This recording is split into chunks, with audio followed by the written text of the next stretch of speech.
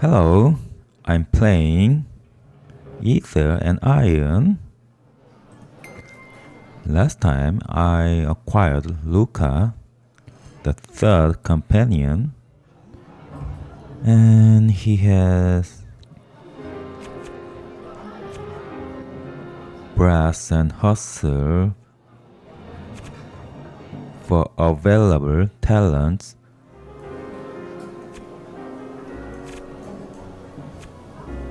And my Sophie is learning these two lines, and my Gia is learning these two lines. My Crest is learning these two lines. So I'd like to learn these two lines for Luca for now.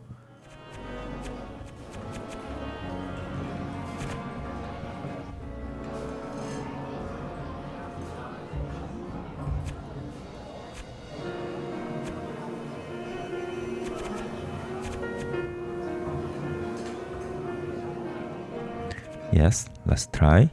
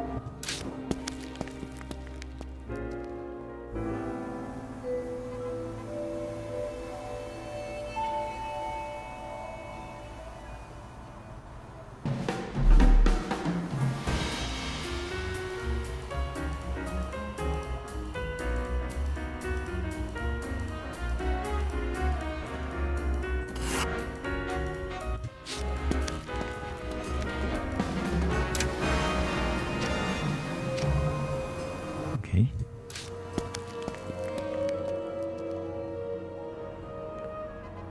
And because Luca is riding on truck,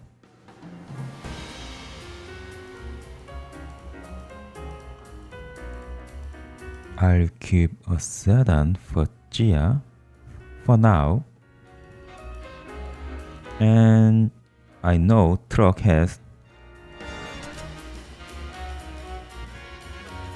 left and right weapon slots, so rather than gravity maul,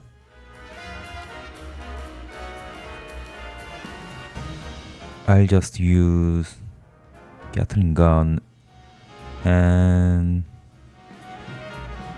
one more heavy weapon from a shop.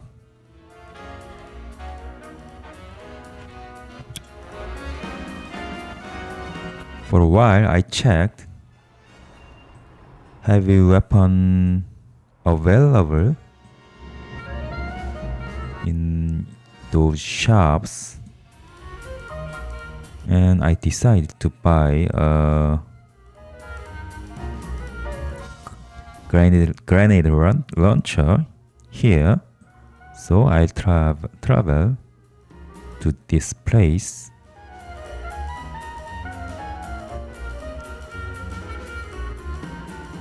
Let's move on.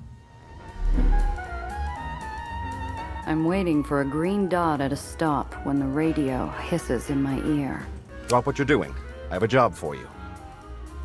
Hang on a sec. What's going on? The light changes. While I cut a line towards the side of the road, distant voices buzz through radio static like a kicked hive.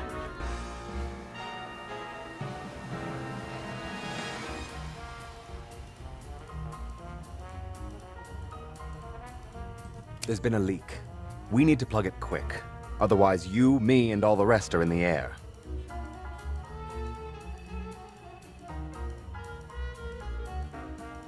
Someone's gotten into our Dreamland network. They went fishing for info and hooked one of our people. Get yourself over to Coney Island and stop the sale.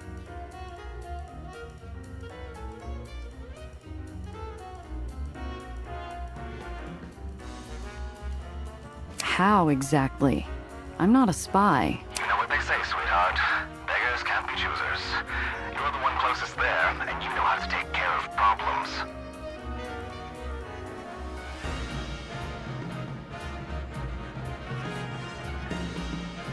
How'd they get into your network? Broke into all our Dreamland drop boxes with a note. Payment for intel, Coney Island, wear a red scarf, limited offer, fill in the rest.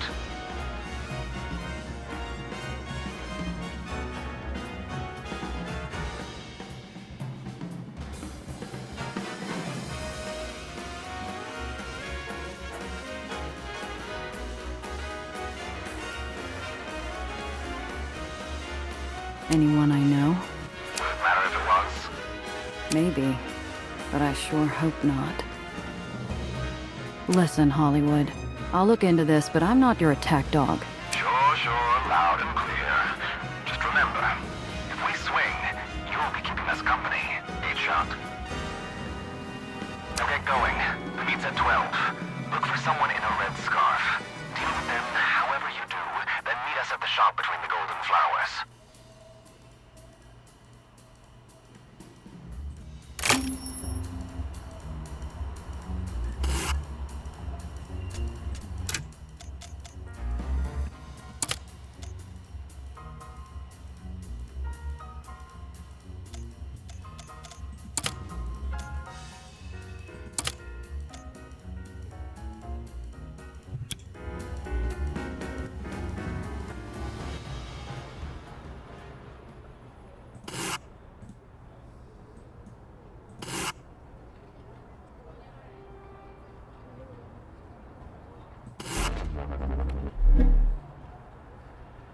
The glow of high-beam flashlights and spinning caution bulbs plays across my windshield as traffic slows. Evidently, Marm has decided that a good old-fashioned dragnet will force troublemakers like me off the streets.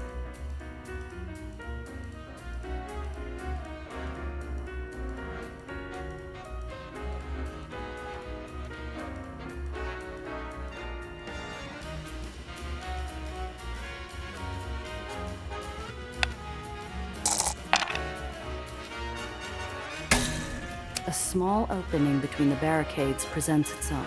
The enforcer manning the checkpoint waves me forward, and I gun the engine, shooting the gap without a second to spare. I'm about to clear the dragnet when a car further up in the queue pulls out into the lane.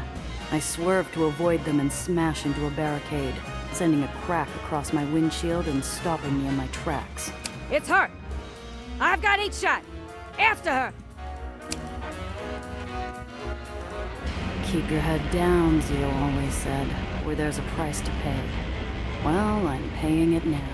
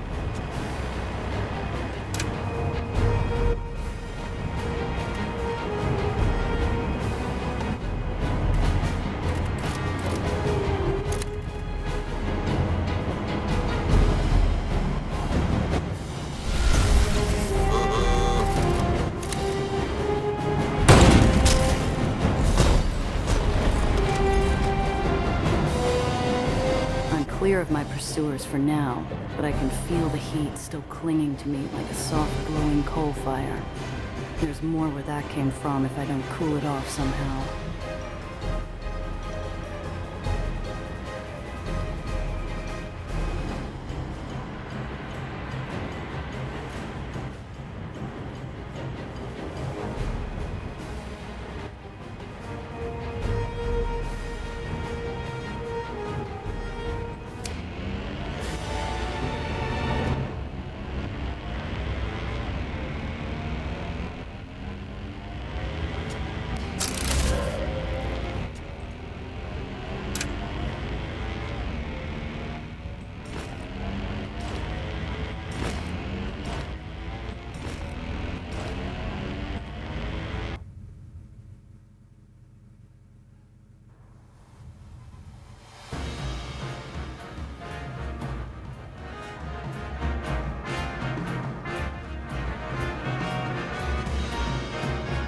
And now I'm level 14.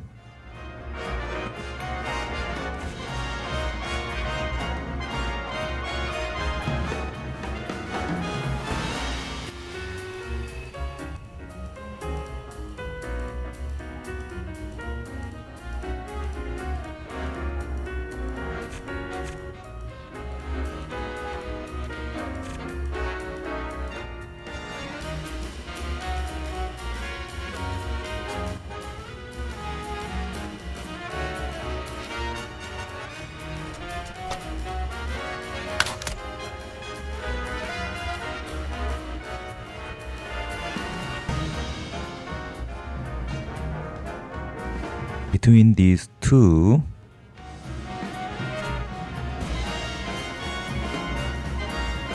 this is just 2 more HP for each target, and this one makes dispel or cleanse AoE, and this cleanse means it can cleanse even beneficial status effects. So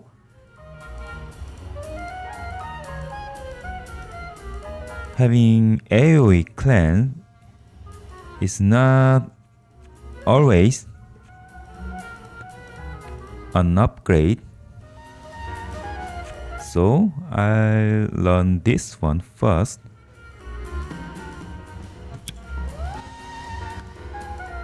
And for Gia,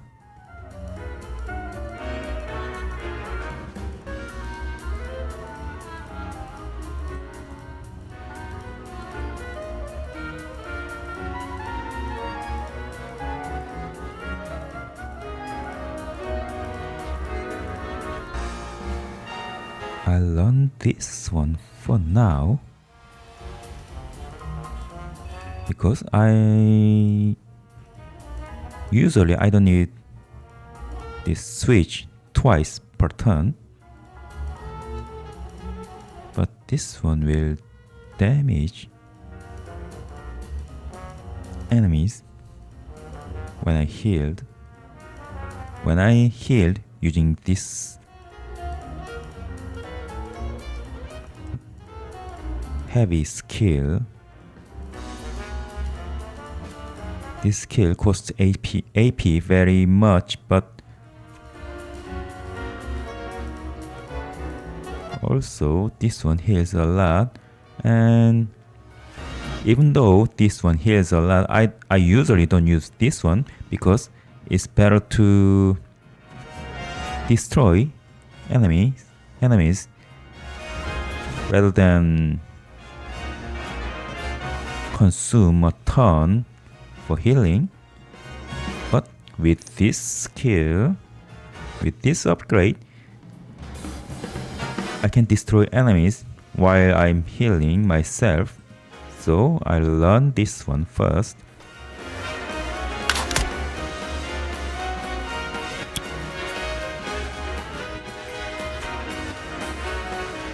And for Luca, yes, we need AoE taunt to use counter ram.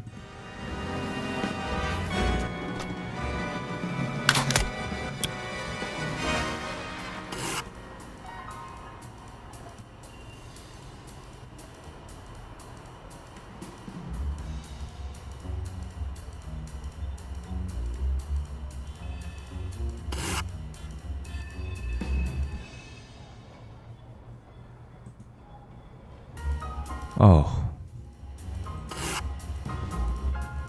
I thought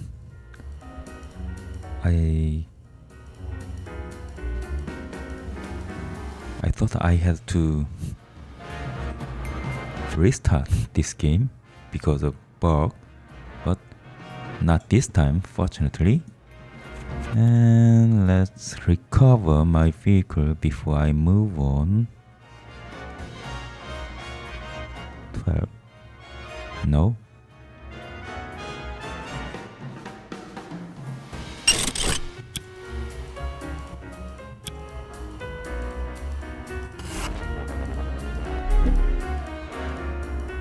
I round the corner and find myself in the mother of all traffic jams. I strain my neck to see what's causing the gridlock and spot a number of Marm's finest have cordoned off the road ahead. Ma'am, what can I do for you this evening? Contraband check. We've been losing too much cargo off the docks. Mom sent us out here to keep labor happy.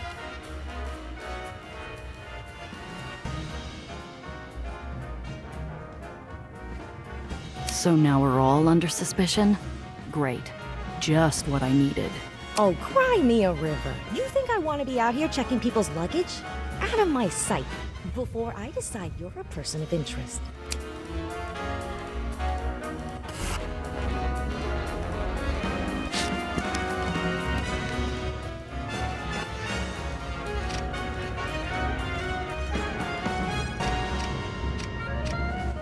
Work smart, not hard. Show me what you've got. Luck favors the prepared.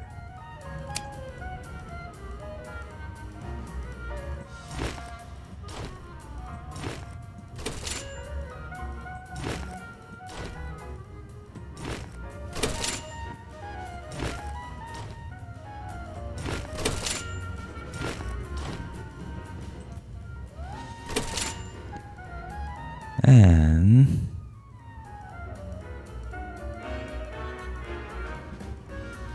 I need this item. Let's buy. And let's use this garage.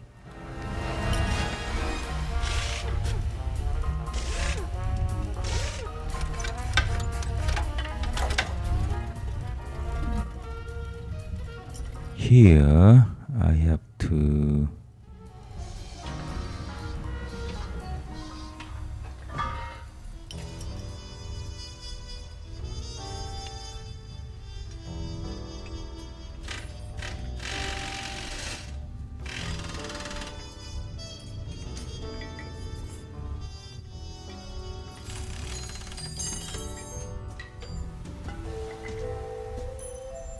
move these items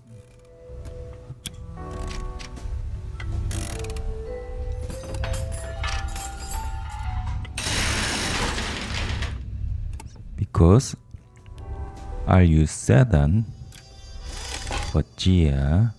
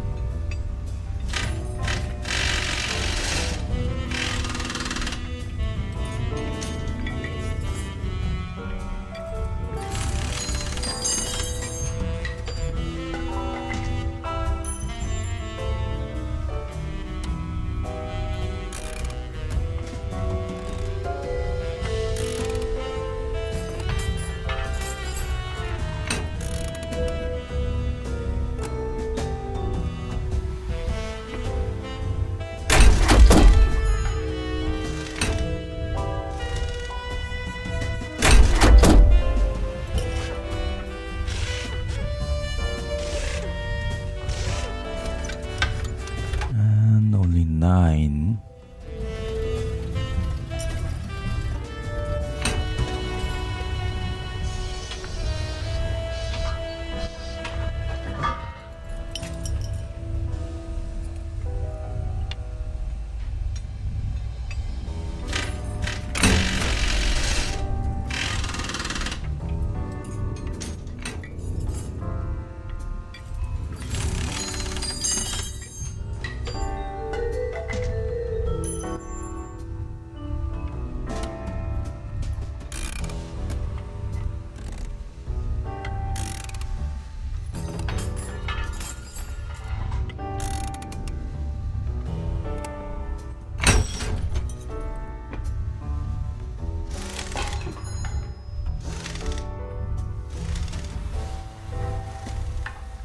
And 8.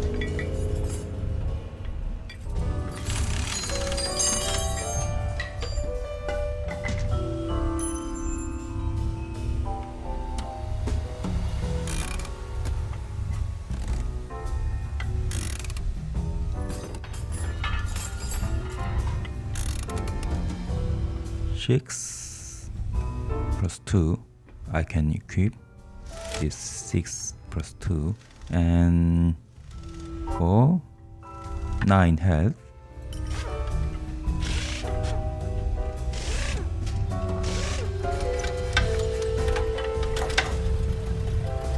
Okay.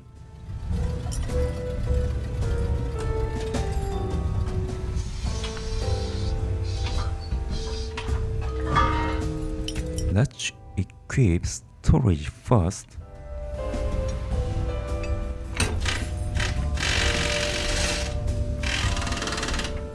One or two weight.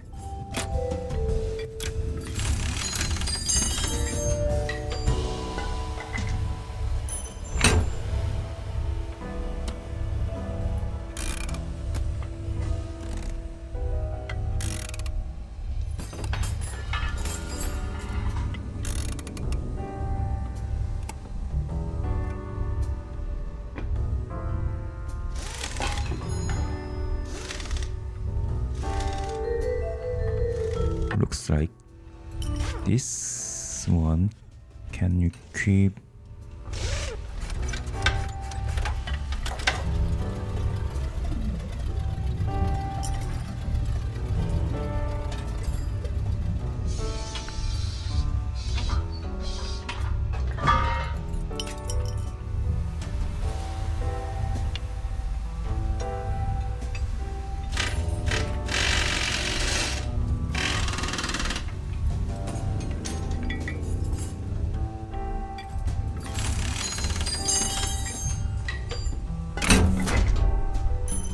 for more weight, so this will equip this medium concealed storage. Okay.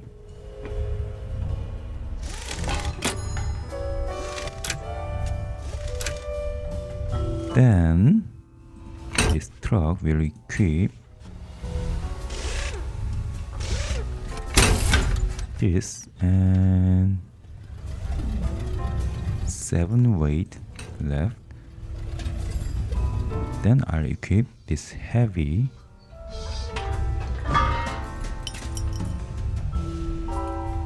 and basic armor maybe.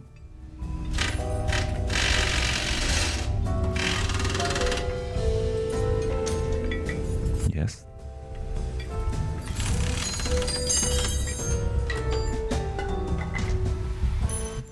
That's all. So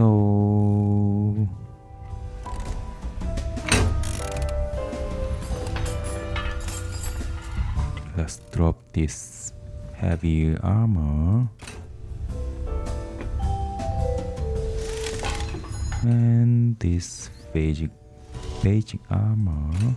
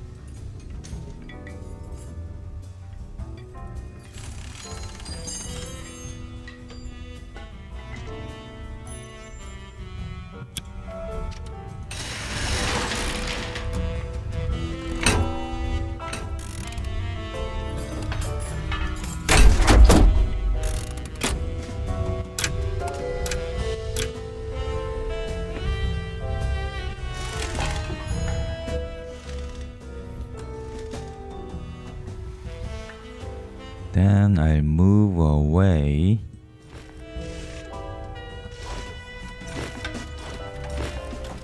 Items here temporarily.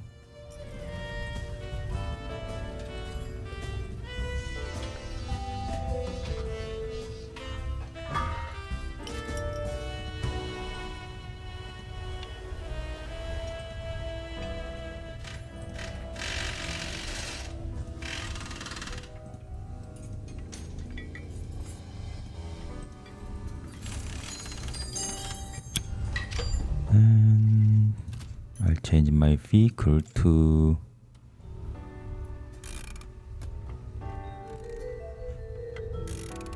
why can't swap?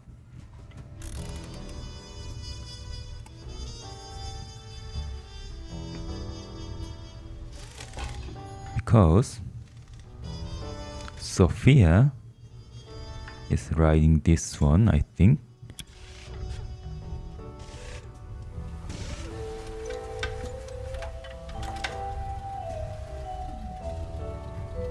So I have to visit Hall to change my car to this Zeppa. Quite unfortunate.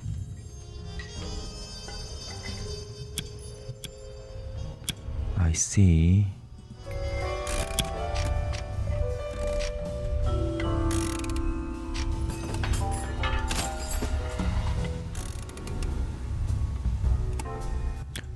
Then let's move on to my base.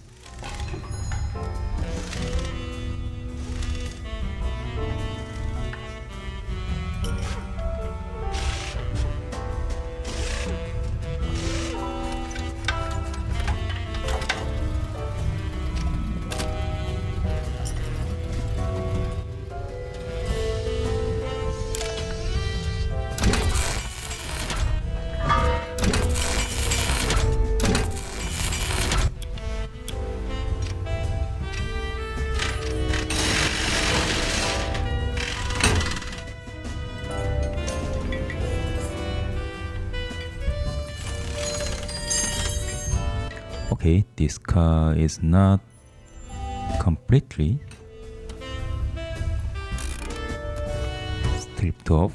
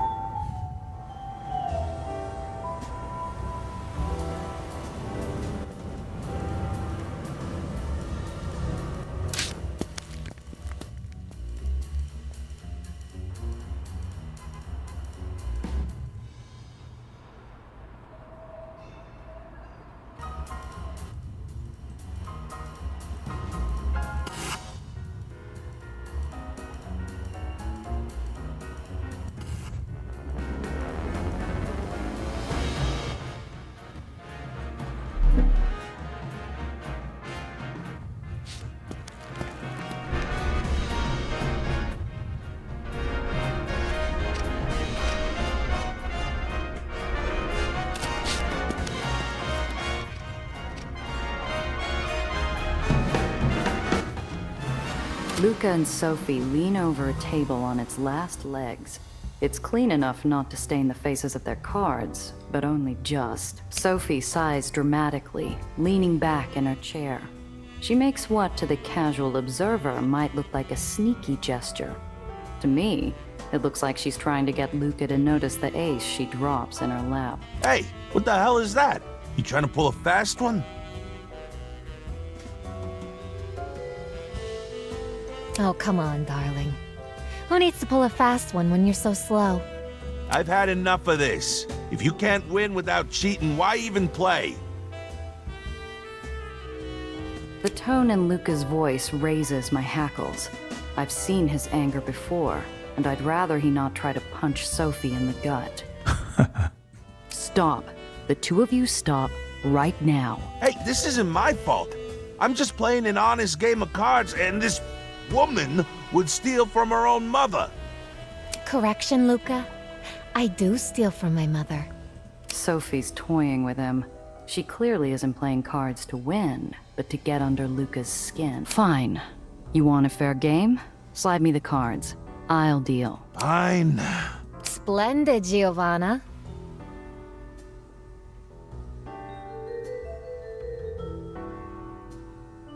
I shuffle the deck, watching Luca and Sophie. If I couldn't see their hands, I'd assume they both had pistols leveled at each other below the table. Games Hold'em. I deal them both 2 cards, and turn over 3 for the flop. Sophie smiles and pushes a small stack of coins into the center of the table.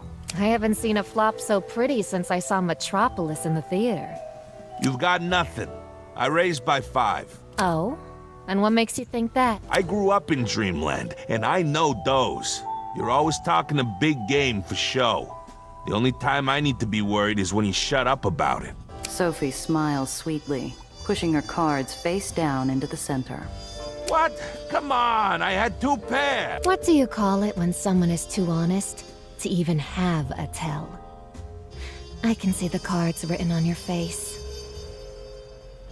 Gathering the cards from the previous hand, I watch Sophie out of my peripheral vision. But all the aces find their way back to the deck.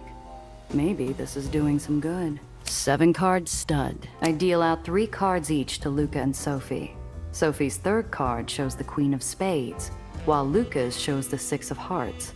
Sophie glances at her cards and sighs. My hand's awful. Giovanna, Are you doing this on purpose? Mine are worse. Those could rob a full house at gunpoint and still complain about being dealt a bad hand. Oh, of course. How many times have you had to deal with a car bomb in the last week? Giovanna can attest that my count is higher. Has your mother ever gambled with your life? Tell me, when you were a baby, did she ever bomb stadium stands full of people to sow suspicion between you and your siblings? The two of them pass the first round of betting, and Luca folds after seeing Sophie's second upturned queen.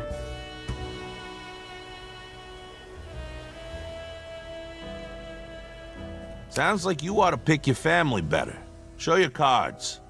4 queens. What? Gee, I thought you were gonna watch her. I didn't see anything. I riffle the cards, noting that Luca has relaxed his jaw, and Sophie has stopped staring at him like she expects him to upend the table at any moment. Hardly a blossoming friendship, but at least it's something. 5-card draw. I deal out 5 cards to each of them. Sophie asks for 3 new cards, but Luca merely shakes his head. Sophie scoffs and stares. Holding your first hand? Really? You can't expect me to believe that obvious lie. Sometimes you draw well, sometimes you don't. What would you know about it? My brother died trying to change a world that had it out for the working man. I almost ended up with him at the bottom of some lake. Everyone's out there betting on their lives. I spent years loading at the docks. I could have died a few dozen times, and here I am playing cards instead. I guess I drew a good enough hand. Luca pulls up the edge of his cards, his face betraying wounds that haven't healed. Or maybe that he was bluffing about his cards. Show me this good hand. Jack high straight. Fine. Maybe you know what a good hand looks like after all. One more hand ought to do it. Sophie seems to almost be enjoying herself, and Luca has relaxed into his creaky chair. We're playing high-low. I deal them both 4 cards. The community cards come out as 2 aces and a 5. Betting is fierce. By the river, both of them have pushed everything they have into the pile. You're bluffing. I'm always bluffing. It's the best way to win. You ever think about just playing a fair game? Players who play fair lose. Players who play fair are more likely to get invited back to the next game. Sophie shows a pair of 5s and takes the high pot. Luca shows 2 to 3, taking the other half. Evident from the grumbling, each had expected to win it all. Guess it's possible to have more than one winner here. Gathering up the cards, I set the deck on the side of the table. The two of them are still glaring at each other, but the stormy anger seems to have calmed to a squall. 4 hands, and I never saw Sophie attempt another sleight of hand. I don't know if that was out of respect for me, or out of some newfound respect between the two of them. I hope you two aren't going to murder each other when I'm not looking. I don't think Luca is the type. And I don't think Sophie wants to take more risks than she has to. Luca sighs, leaning back in his chair. It offers a menacing creak, but manages to avoid collapse. I'll say this, Sophie. You can play a hand of cards. I guess you can too.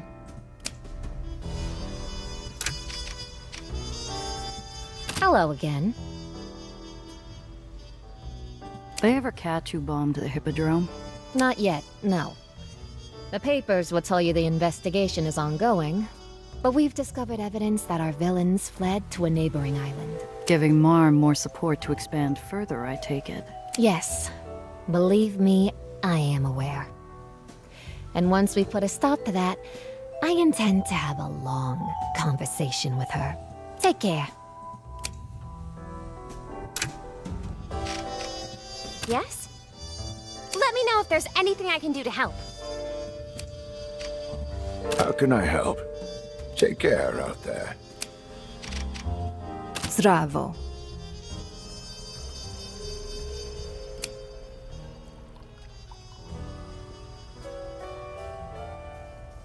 Looking for something in particular? Sola.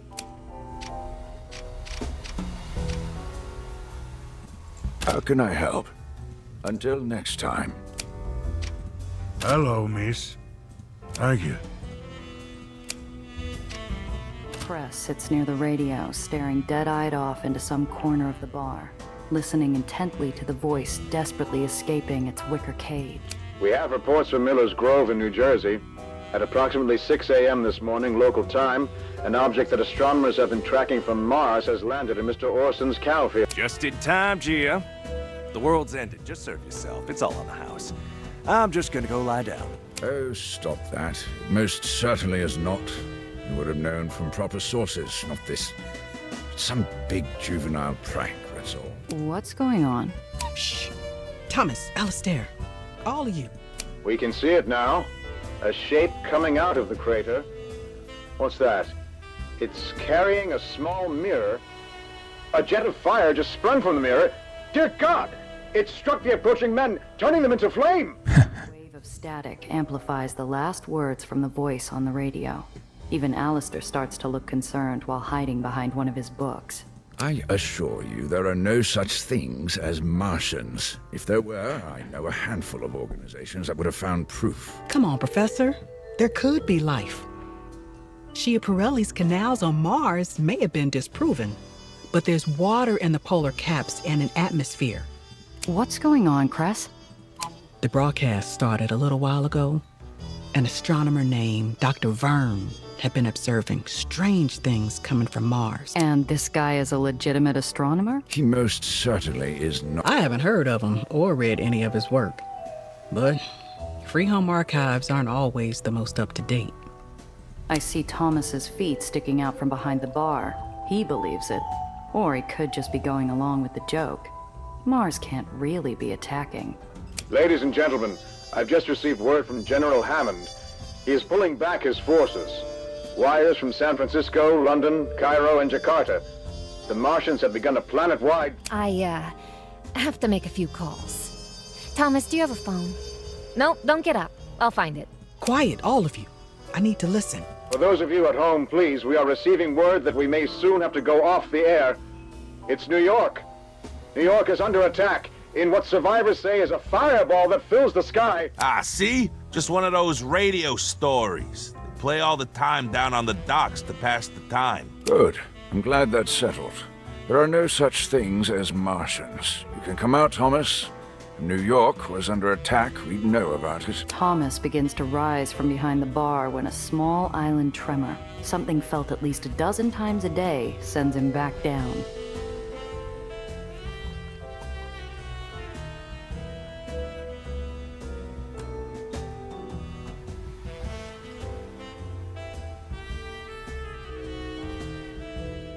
Maybe it's time to turn off the prank, Cress. Alistair's annoyed, and Sophie might actually be worried. Oh, no need to turn it off. It's quite entertaining. I'm a fan of science fiction myself. Worlds of the future and all that. Sophie enters back into the room, a shade of red you'd only find blooming in a rose patch. Fortunately for the rest of us, she wasn't a strain of the blossom sporting any thorns. No need, Giovanna. Who would I be if I couldn't take a little joke? Good heavens! There's something wriggling in the darkness. Are those...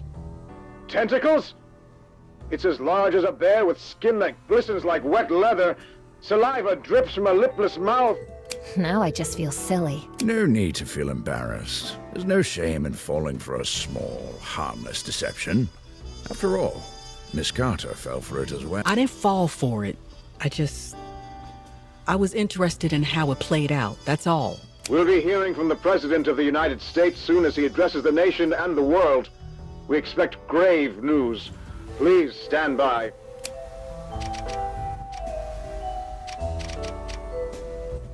Look what the cat dragged in. Drive safe.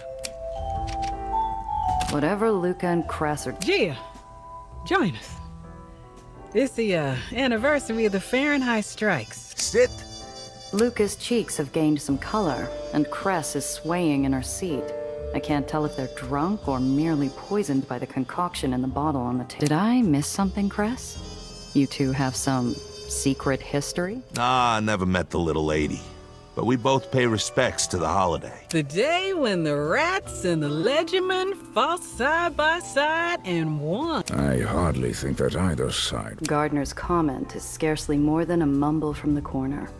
Neither of my companions seemed to notice. Come on, Gia. Drink.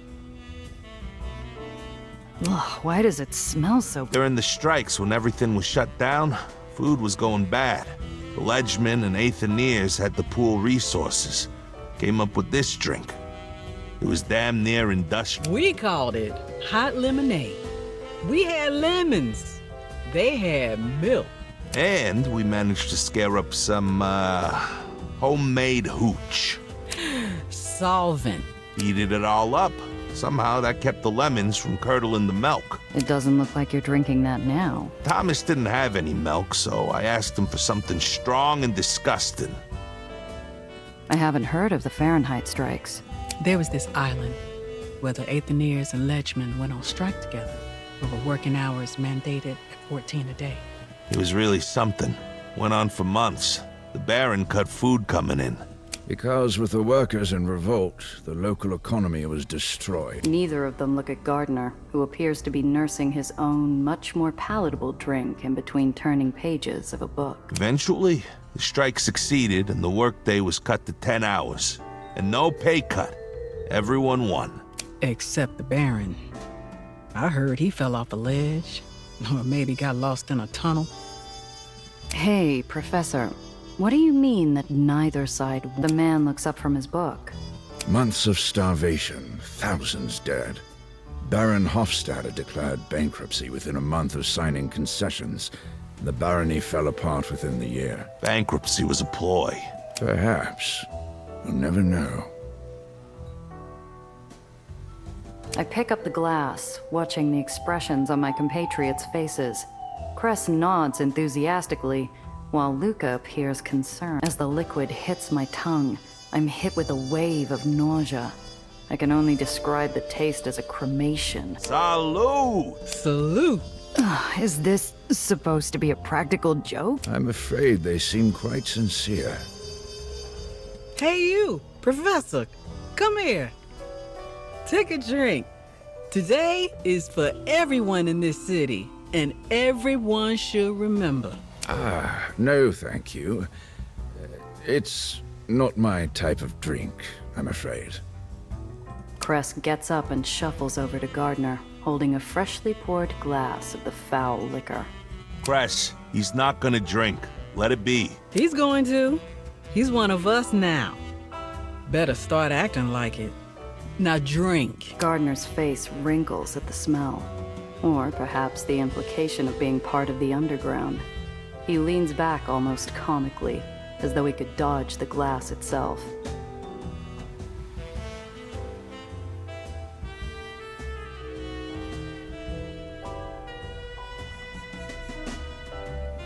Cress. I stand up and walk over, putting my hand on her shoulder. Cold gears in a hot room. Come on, sit down. He's not going to, is he? I'd rather not. Apologies, but I have a weak stomach. Come back and sit down. We'll drink to ourselves. Don't touch me. I can walk to the table on my own, Gia. I sit back down with my companions. Cress seems troubled, but Luca bursts into laughter after I pour myself another glass of the foul tonic. Hello again. Until next time. This? Heard a number of rumors about you, a couple of years back. Yeah? It true you used to do everything left side at the start of a season? Left shoe tied first, left hand to open doors. Whatever gossip the boxer was expecting, it wasn't that. He looks at me like I came to a fight with a feather duster instead of a pair of gloves, and then lets out a guffaw. Never thought much of it. Sometimes I have a bad day, sometimes I don't. If the bookies wanted to read into it, that's on them. So you aren't the suspicious type then? I used to let Diane wrap my hands before a big match. Can't say it won me every one of them, but it kept my nerves calm. Explain something to me. Marm's sending does to undercut your standing with the Union, but she's also paying you to move her loot. Why? I run the best moving company in the barony. Doesn't matter if she'd rather someone knock me off my perch. She needs her goods handled properly. She has to go through me. And you just go along with it.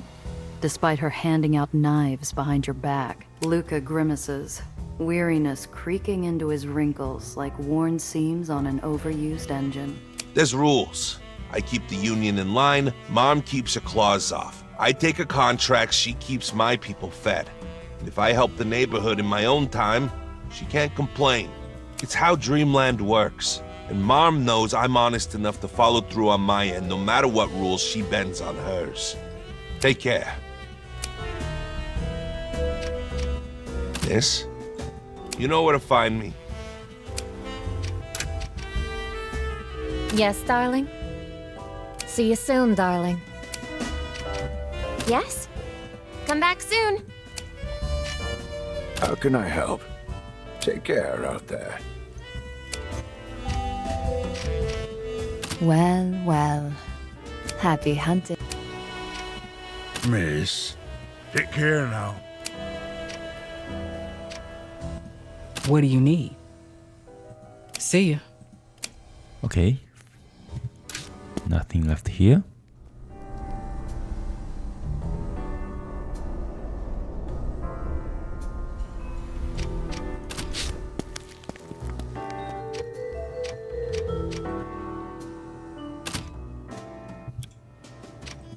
How can I help?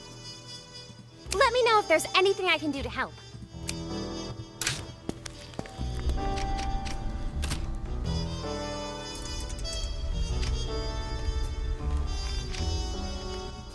Need something? You know where to find me. Giovanna, until next time. What do you need? Be careful out there. Oh, hello. Good luck out there. Ah, you're back. Arrivederci, darling.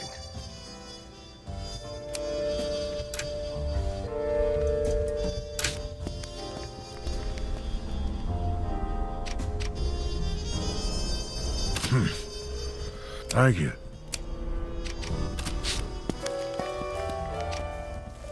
Well, well. Do widzenia.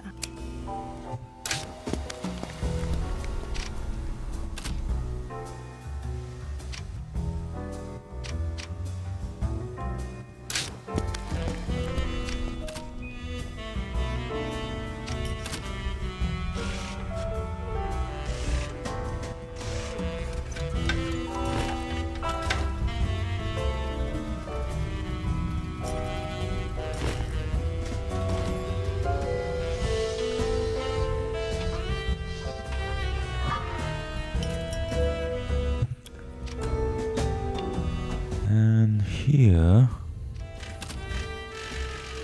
I'll change my car.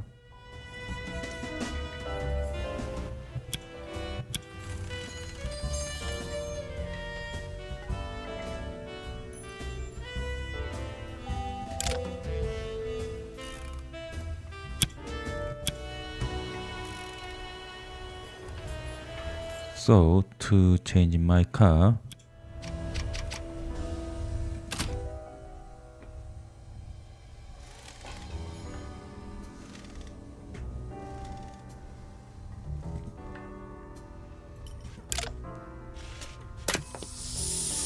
I need Sophie.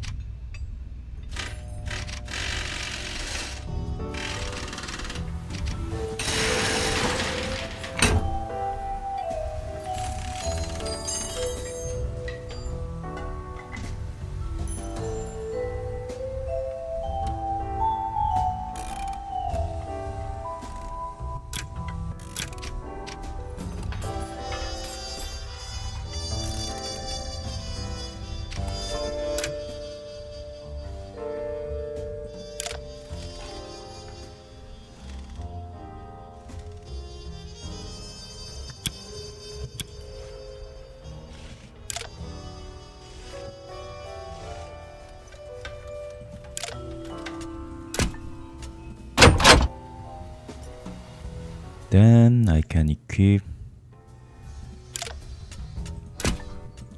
this zapper.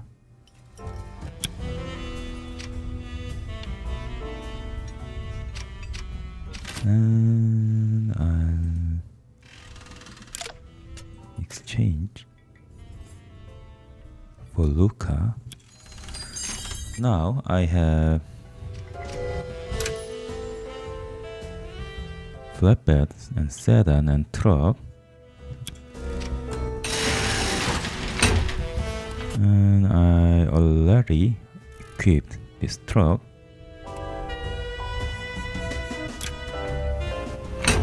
But for zapper,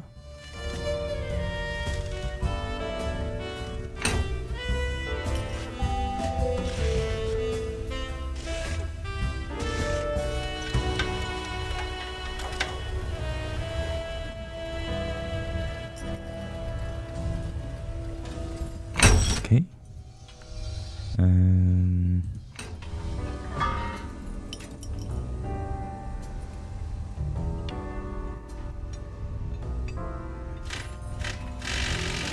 because I have this skill, I don't need jumping repulsors. I just need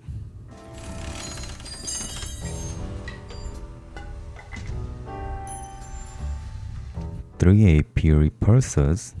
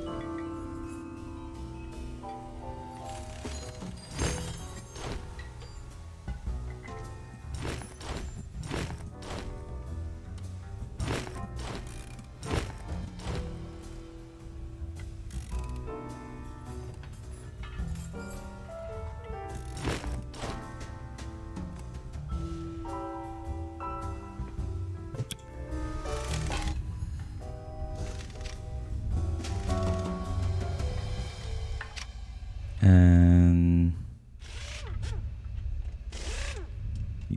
your hit can't go lower than 2 due to crew vehicle choices.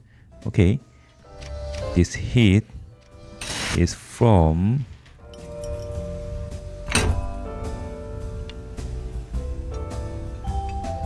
this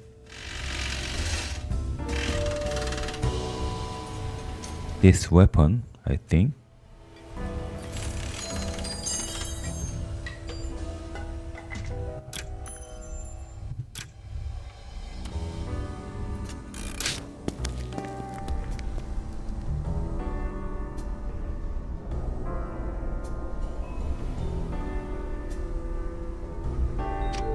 Then let's go back to Dreamland.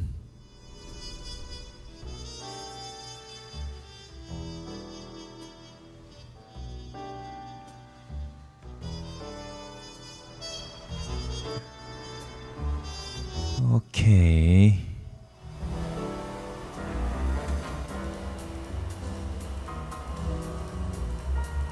Now with Luca, I can try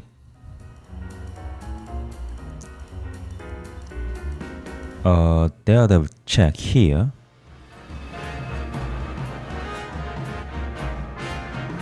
Let's try this first.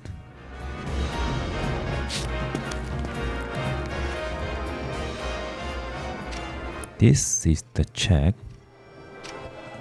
A pair of patrons stare each other down over a pile of cash. I pull up a chair and place my billfold on the table to show. Can 3 play at this game? The other players nod their assent, and a moment later I flag down a hostess for a drink.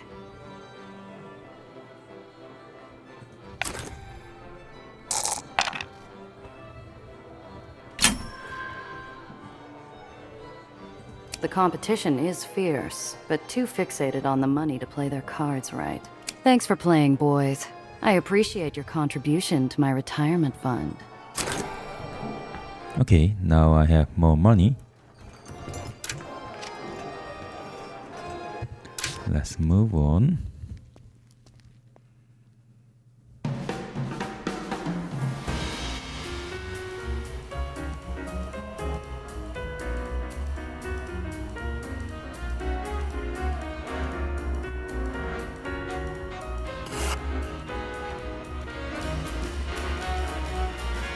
And I have to visit this place or this place.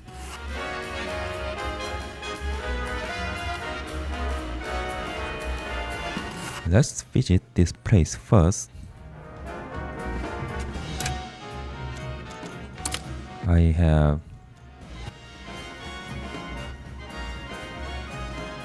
the other check here also.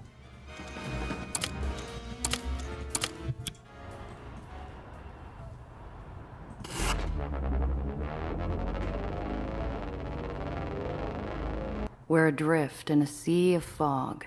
An opera of hazy shapes and ghostly light flit across a dark backdrop, accompanied by a tinny orchestra.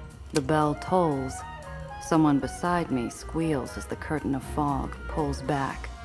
Coney Island, island of a million lights, never-ending thrills, and one red-scarfed traitor.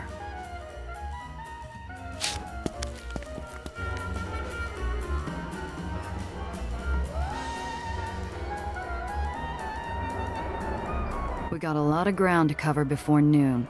If we want any chance of hitting everything before then, we'll split the search.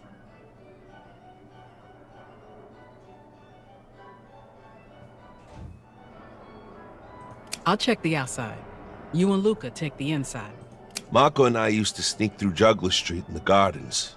Crowds get thick, makes it easy to get lost in. Leek might have the same idea.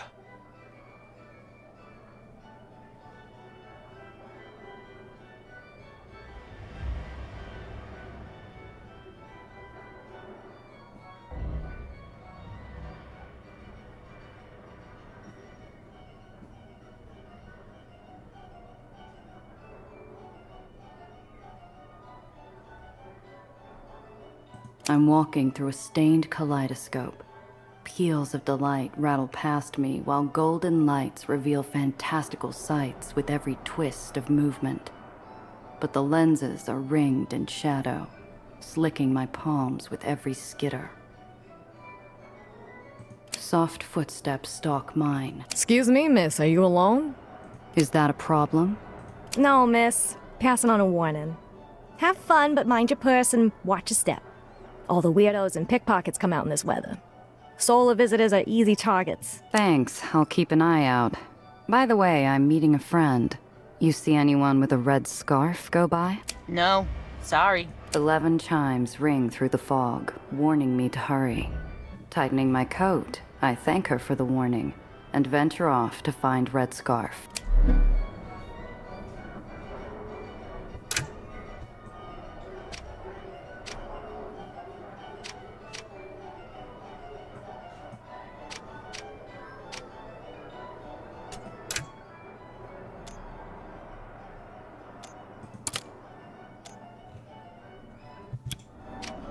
A beacon of light, and an ominous reminder that noon's creeping closer.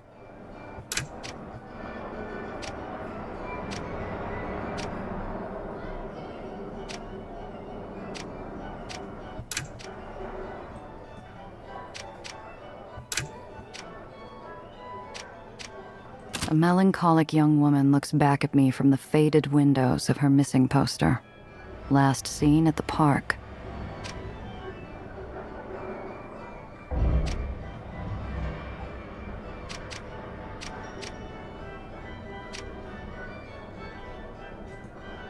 seen this girl?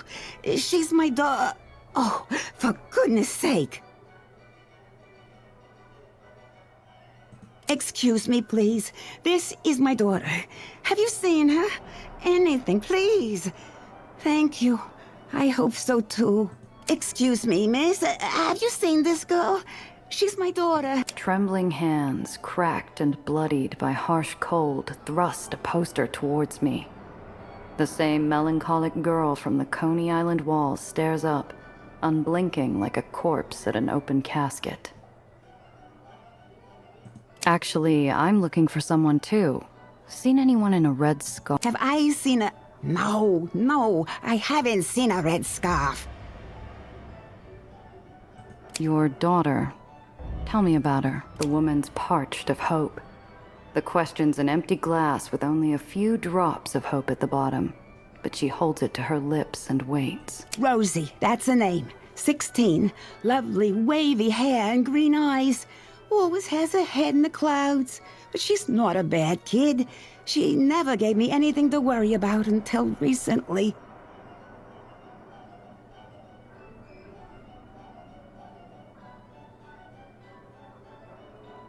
Rosie with green eyes.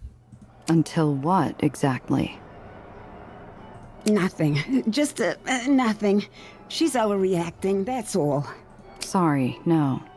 How long's she been missing? Weeks. I tracked her down here, thanks to a detective. But that no-good rat kisser took my money and then told me to give up. She points, but her eyes drop like a lost pachinko marble to my feet, leaving only a curled, hopeless finger to highlight a man in a white coat across the park.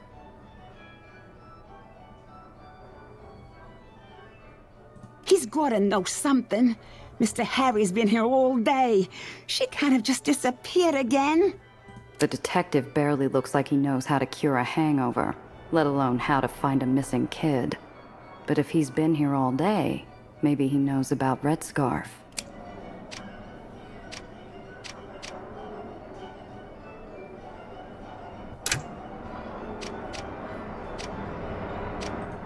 Hello. Interest you in a souvenir photo with my pal Jack? Only a nickel per snap. Sorry, not here for any monkey business.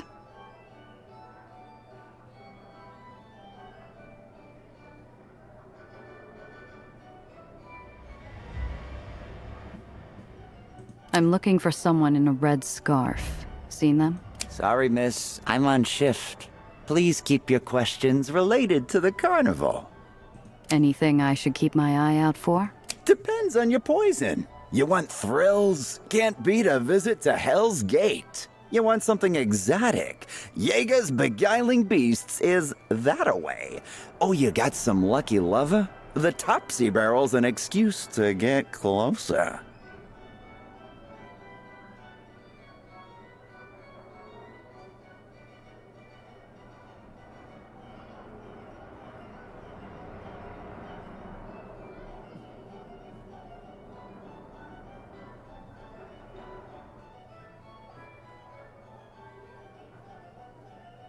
Or you can take a photo with my pal Jack.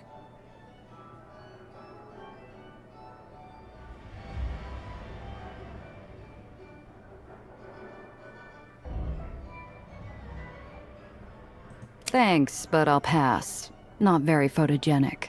Heard anything about a missing girl? Brown hair and green eyes. Her mom's looking for her. Sorry, miss. Haven't seen a girl with brown hair anywhere.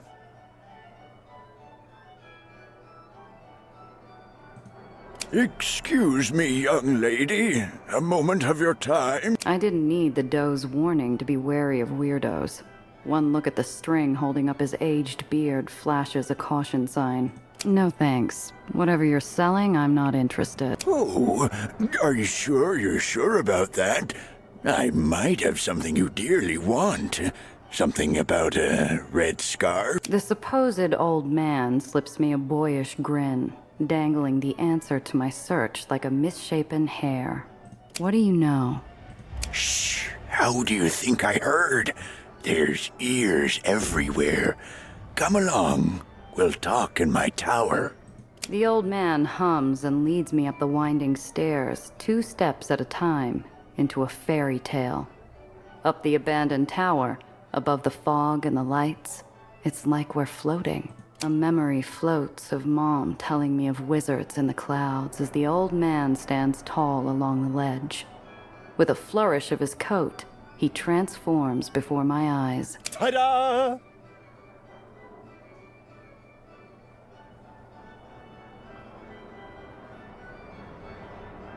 Uh-huh.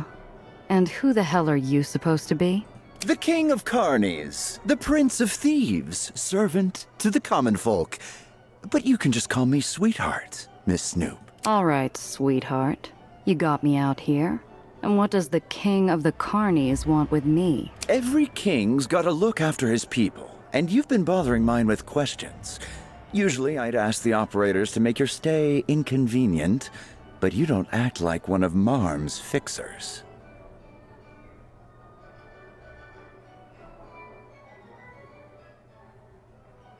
So what's a pretty lady want with someone in a red scarf? Looking for company on a miserable day? Someone asked me to find them. Sweetheart breathes through his teeth. The self-proclaimed King of the Carnies paces back and forth along the ledge, head heavy in thought. On the 3rd spin, he snaps his fingers. I think you and I can help each other. You scratch my back, I scratch yours. I got in a fight with a beautiful doe over monthly dues. She said we were short, I said count again, and before you know it, she's got my shoes. Shoes? What, she lose her heels? Maybe she likes the look. Anyway, it was cute at first, but now I really need them back. She won't give them up to me, but maybe she'll open up to a fellow dulcet voice.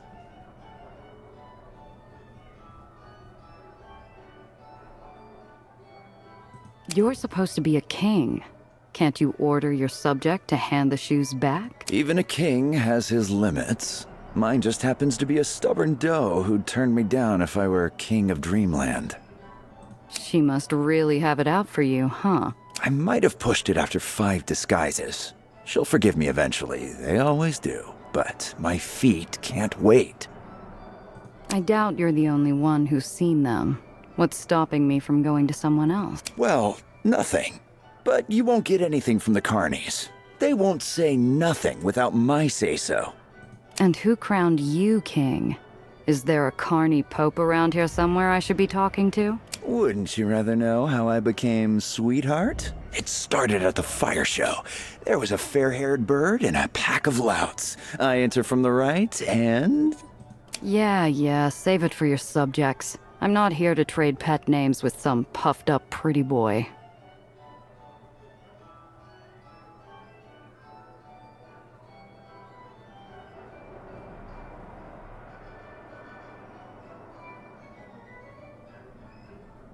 Oh, ouch, Miss Snoop.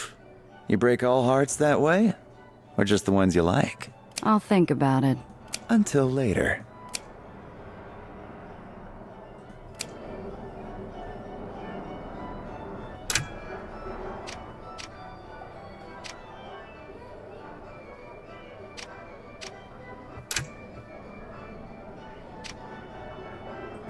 The devil's arms spread, beckoning us entry into the jaws of hell to witness the fall of creation. Hell might be on the nose, but what better place for a traitor to hide than with other wretches? I pay a woman wearing horns and go to take the devil up on his off. The path takes us down, sloping into a slow spiral. Before we enter hell, we pass through paradise. The pastoral garden is pleasant but dull, accompanied by music to saw logs by. Then the imp creeps into the garden and pulls the lever. The fields split open and throw us below. We scream, but no one hears us over cackles and jazz music within the pit. The pit's ablaze, but hell's residents are having the time of their lives. A man downs whiskey while a dame dances with a horned shadow. Tables overflow with waxy food, and tempting sights tease peaks from flapping walls. But something's out of place.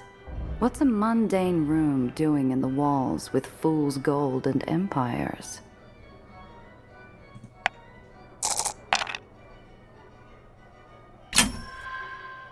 The trick isn't to watch the walls, but what's hiding around them. I hear the snick of fishing wires and pulleys and follow them to a rotating mirror. I step through the mirror and into an alcove. It's 2/3 closet, 1/3 living space. Modest comforts shunt aside for gizmos, props, and costumes. Worldly posters paper the walls while a packed bag with a one-way ticket sways on a hook. It's signed to Sweetheart. Not a cheap trip either. Would monthly dues be enough to pay for it? I run the numbers as I flip the mirror and return to hell. I follow the path upwards and ascend back to Earth. As I catch my breath, I scan the crowds journeying in and out. No sign of Red Scarf.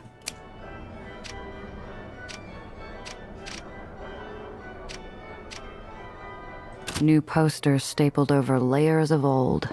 Someone's still looking out for her. The boarded-up attraction doubles as a haunted house. The broken boards and darkened gaps offer no sign of life. So why are there dirty footprints on the sill?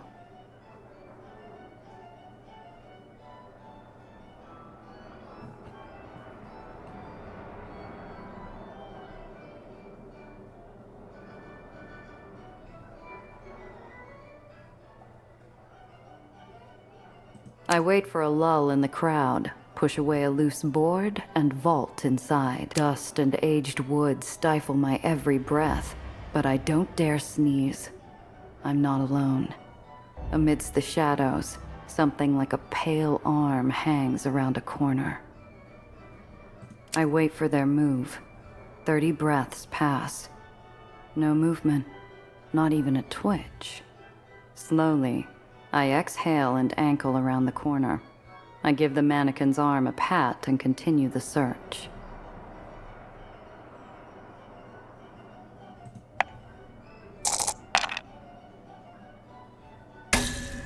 I give the crates of knickknacks a cursory look. The interiors are filled with old junk, most of it decrepit and decaying. If anything in here was once worth saving, time's made sure it's lost.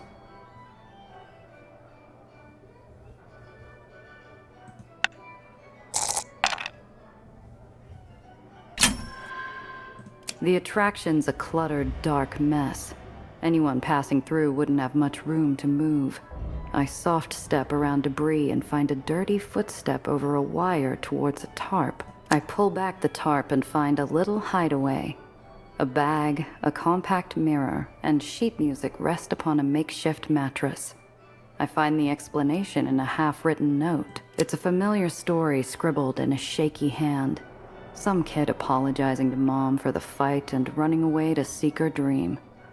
The final half's a scrawl of raw, angry, sad words blacked out in dark ink. Sounds a lot like a certain missing girl.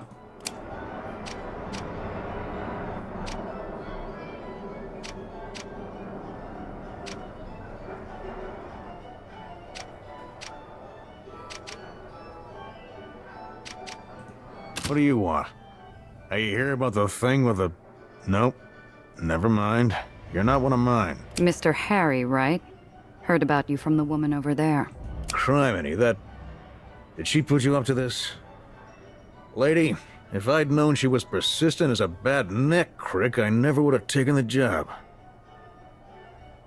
The way she tells it, you took her money and skipped out. Hey, watch the slander.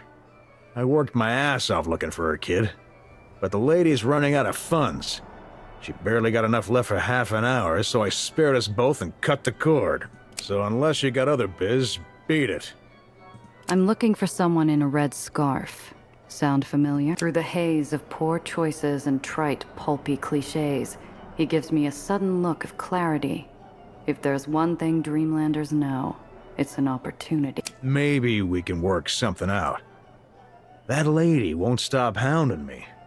I say no leads, she asks check again.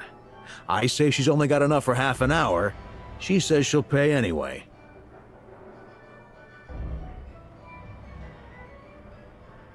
So get her off my back. Do that, and the info's all yours.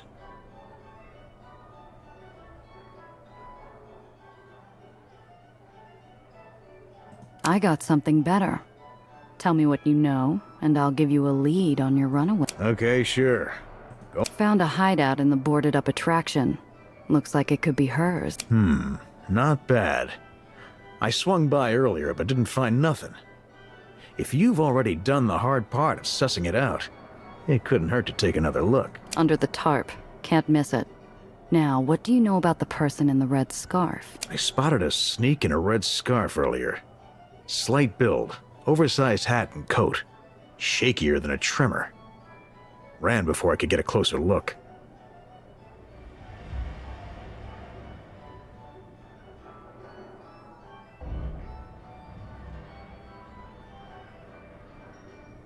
Don't know their business, and don't want to know. This fog's got no shortage of characters.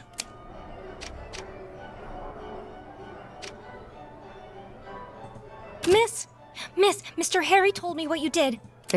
Look, I didn't do much.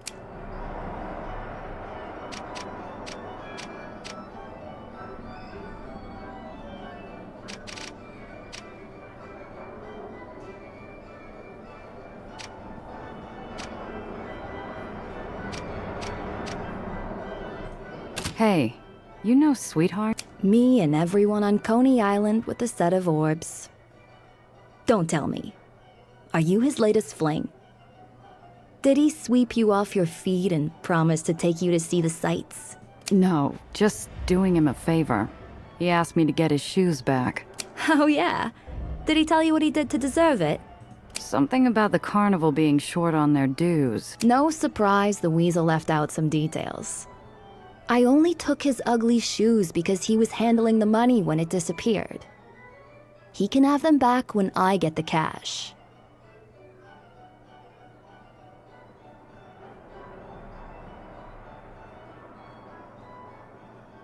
So, he shorted you? Mm-hmm. He said he's paid it all up and that some act of the universe must have spirited it away. He couldn't even resist pretending to be the new accountant while he said it to my face. You picked that up from one of your schools? Thought you does were supposed to have class. Mm-hmm. And who you gonna tattle to, tourist? You familiar with Sophie Sulzer? From what I've seen, she's big on rules. Fine. I hope you're happy.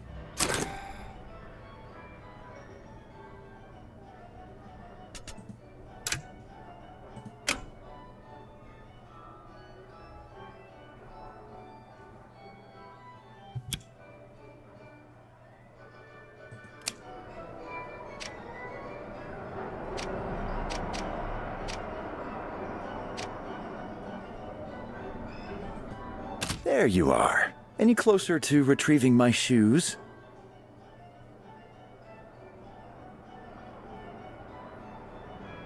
So, I was looking around Hell's Gate. Found a room with something interesting. Now, hold on. His smooth voice breaks into a yelp with my approach.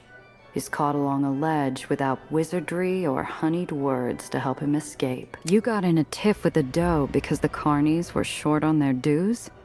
Where'd the money go, sweetheart? They're in my shoe. And I was supposed to be your mule. I can explain. Then talk fast. Yes, you got me. I'm leaving. But it's not about the money. I've been the king of the carnies for a long time. And it's been nice, but when you look at a map, Dreamland's rather small. So, why not disappear? Leave the park one more mystery to fall in love with, funded by the Dreamland Does.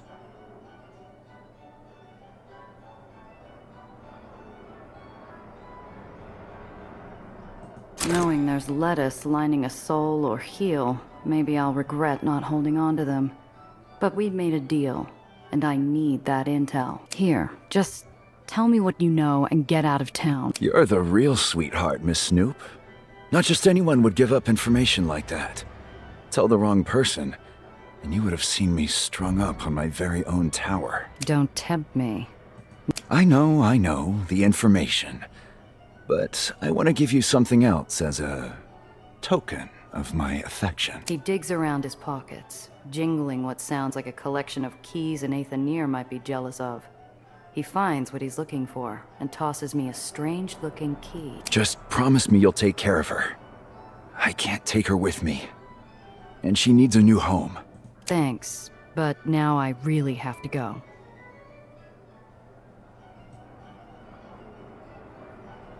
All right. Courtney Code says I can't name names, but I can tell you she's a sweetheart too. A bit naive, but who isn't at that age? She's trying to find herself, and I hope she does.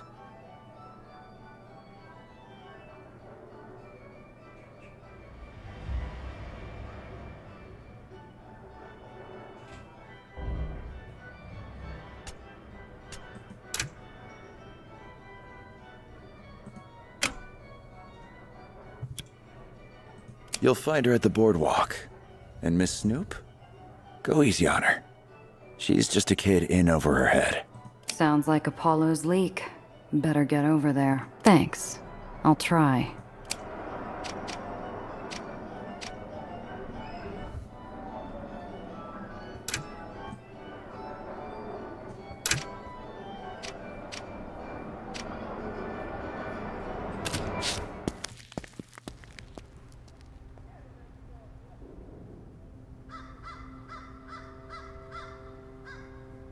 A step off the midway, and the world becomes grayer. Absent of rides, absent of crowds, absent of all light except a lone lamppost. The fog throws a gloomy veil over the boardwalk. The clock tower silently ticks in the distance. 15 minutes until the meet. I let the fog roll over me as I slip behind a wall, waiting for a spot of red.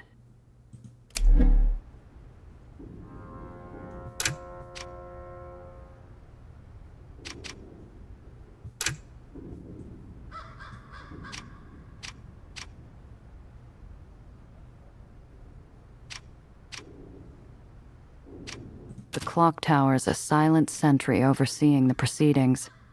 I wonder if Red Scarf and their mysterious buyer are hanging on its next toll, too.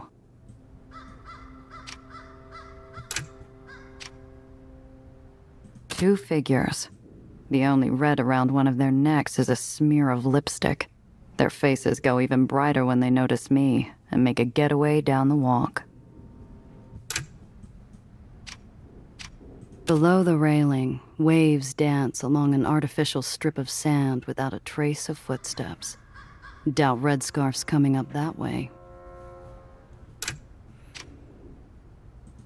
Footsteps approach.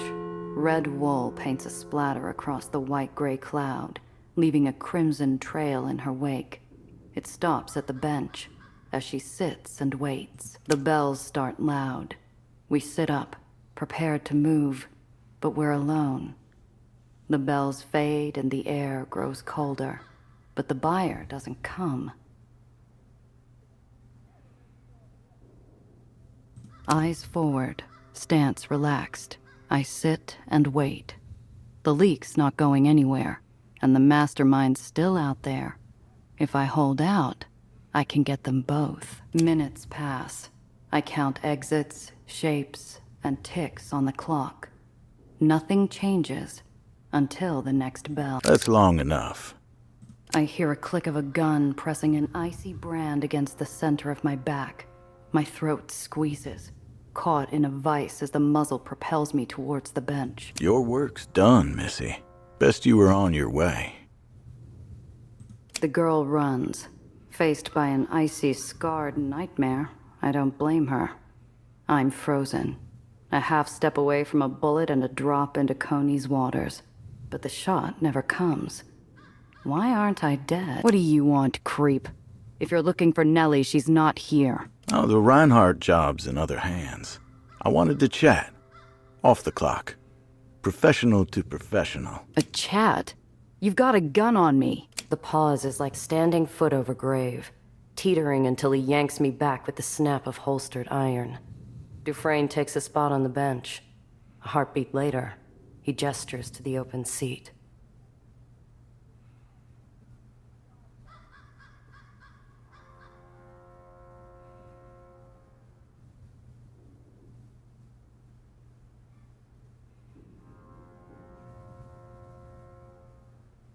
If Dufresne was going to shoot me, he would have done it already.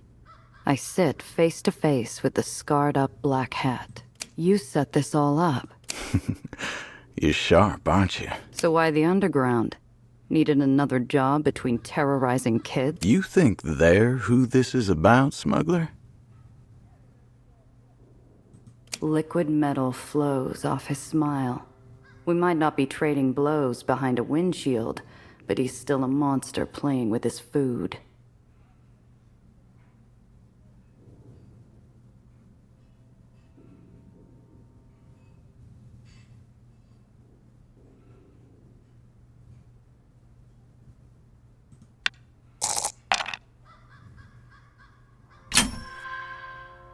He's a patchwork of battle scars.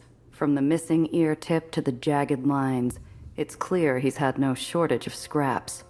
But there's something more terrifying than bloodlust behind his gaze. Interest. You're here for me. Looks like you pick things up quick.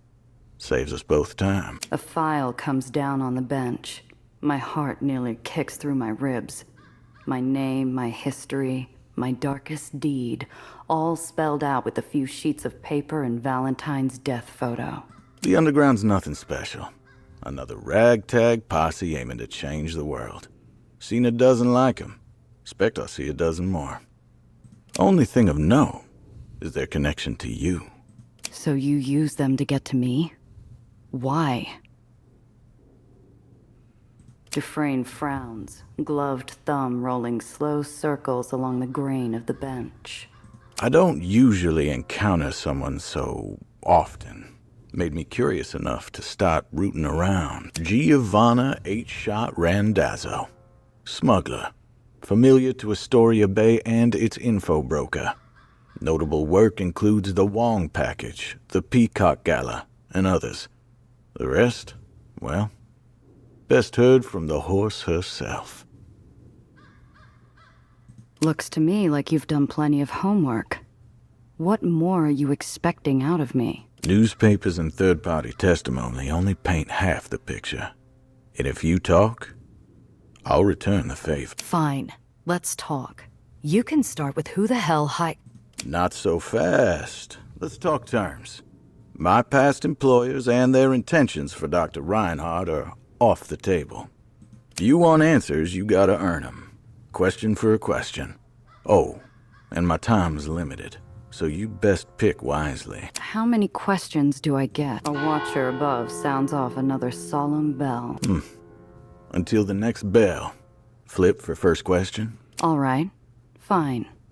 Tails. The coin whistles through the air. It lands a perfect arch in the palm of his hand. Tails. My shoe itches.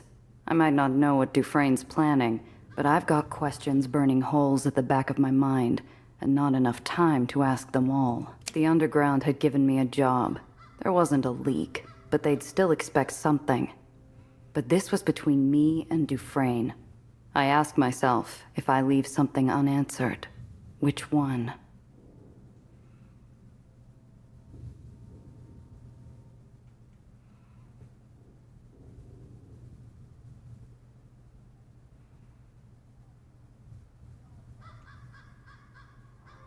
About the girl in the red scarf.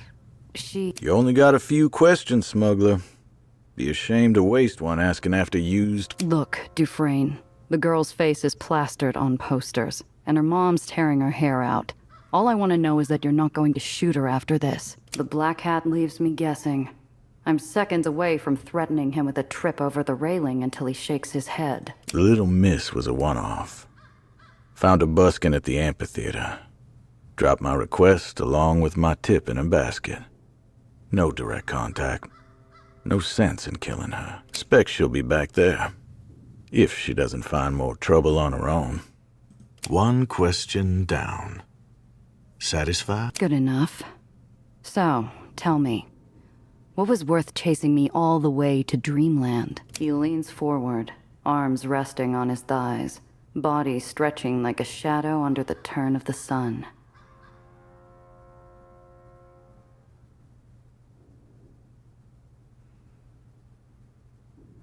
What were you? Before you became 8-Shot. Why would you care? Lot of stories about 8-Shot. These days, a lot less about Giovanna Randazzo. You used to have a tighter name for yourself, didn't you? And wherever Alfonso Randazzo went, Giovanna Randazzo was sure to follow. Think you were happier a sparrow in a flock than a hawk flying solo? The answer hurts, pressing on a still healing wound. I can still smell his cologne and the way he'd sweep me into his stories with a wave of his hand. Always dream big, Principessa. Even when you fail, you still impress. How did she get out will make your name as powerful as how did she do it. He wanted me to give him a run for his money. Had a pricey bottle set aside for the day I'd strike out on my own. We never got to open it.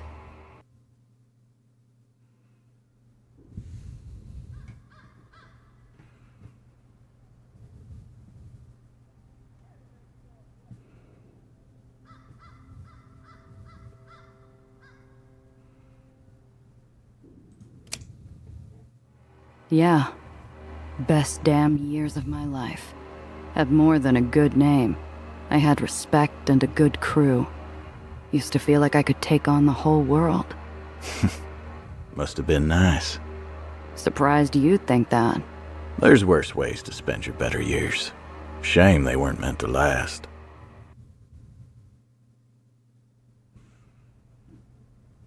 Are you done? Your turn.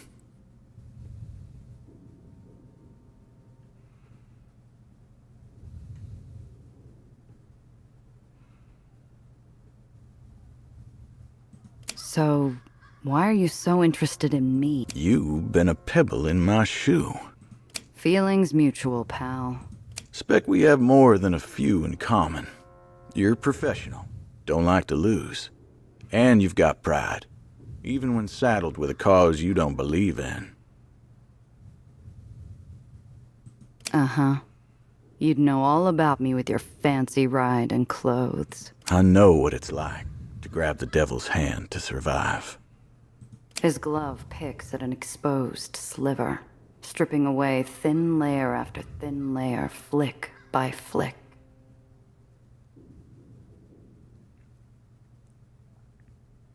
Used to be a barony man. A mistake happened. Got me cut off. Stings, don't it? To lose everything that way. But you came back from it. Mostly. I know I'm not getting into heaven. Not all of us can afford wings. Can you?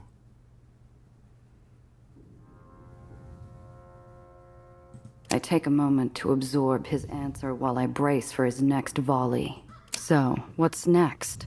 If you're looking for dirt on my school days, I never went. Interested in something more present? Rather hear about the job. Expect you know the one. Word is, you let things get personal. Traded the client's cargo to save a man. Was one man's life worth another? The Valentine job changed my life. I still think about how it could have been for the better if only I'd made one in a million different choices. I could have picked another route, could have swapped jobs, could have talked to Valentine alone, could have not grabbed Needles' hand.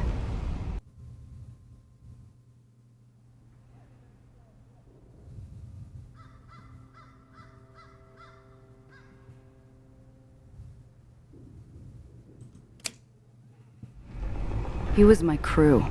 I couldn't leave him. And that was enough for you. Damn all the rest. Screw you. You weren't there. I never asked for what happened. But you know now. Still think you saved him. Knowing you were picking between your sweetheart, your reputation, and your family.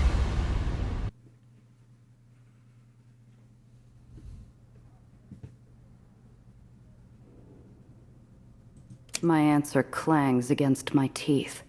I want to say I made my choice. Instead, I see a pair of pained blue eyes asking why I saved him. Shut it.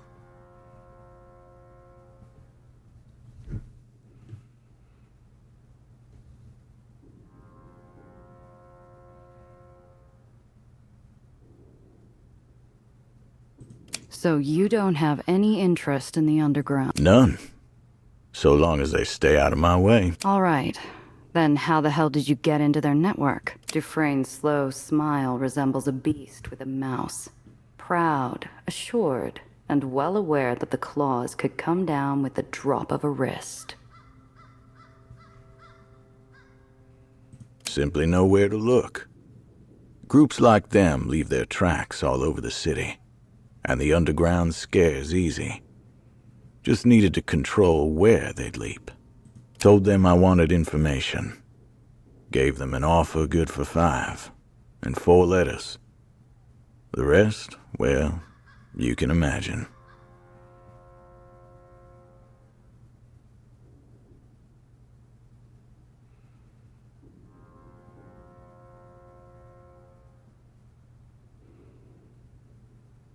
I could see it as clear as a dart against a bullseye. The underground must have flipped over everything to find the 5th letter. When it didn't turn up, it wouldn't be hard to assume who had it and why they'd need me.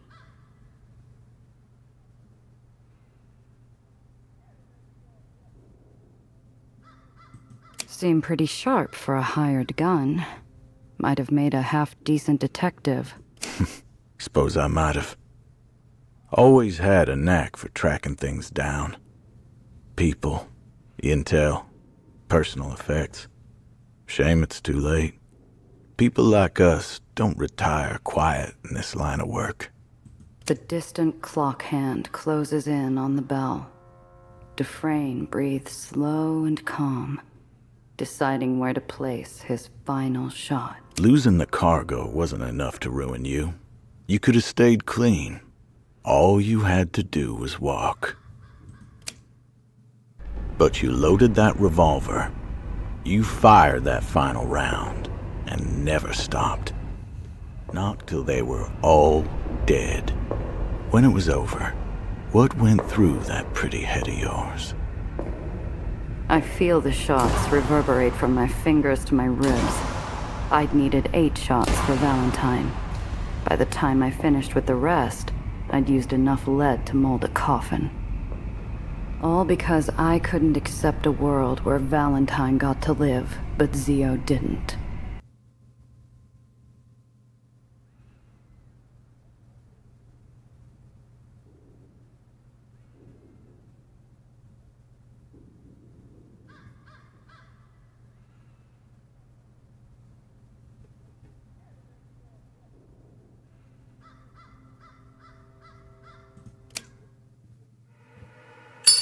Realized it didn't fix a damn thing. I spent a year pulling myself up from the bottom of the barrel. For what? To lose it all to a warmonger with a cannon? Makes you mad, doesn't it? And how many did your rage put down? How should I know? Enough to lose track, then. I've met enough like you. They kill until it becomes instinct. Until every threat deserves a bullet. Keeps going until the day someone puts the bullet in them.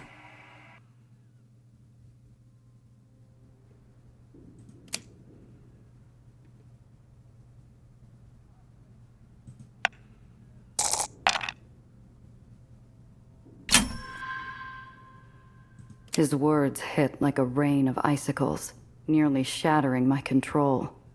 My tongue moves to skewer him back, but I wasn't the only one who'd taken damage. His mouth set in a grim line. Sounds like you're speaking from experience. His fingers begin a slow, meditative roll, matching the beat of the black waters below. I had a job go south, a long time ago. My then employers needed someone to blame. They lured me out, beat me black and blue, and trussed me up for the underline.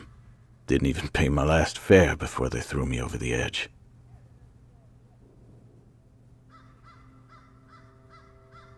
How did you... Lost some skin, then clung to the rope and dragged myself up. Took days before I saw surface side.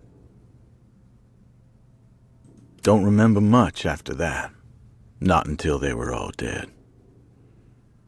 Doesn't sound like it fixed things. Didn't do anything. Made no difference if I killed them or not. The world didn't stop turning without them in it. Only thing that changed were the faces at the top.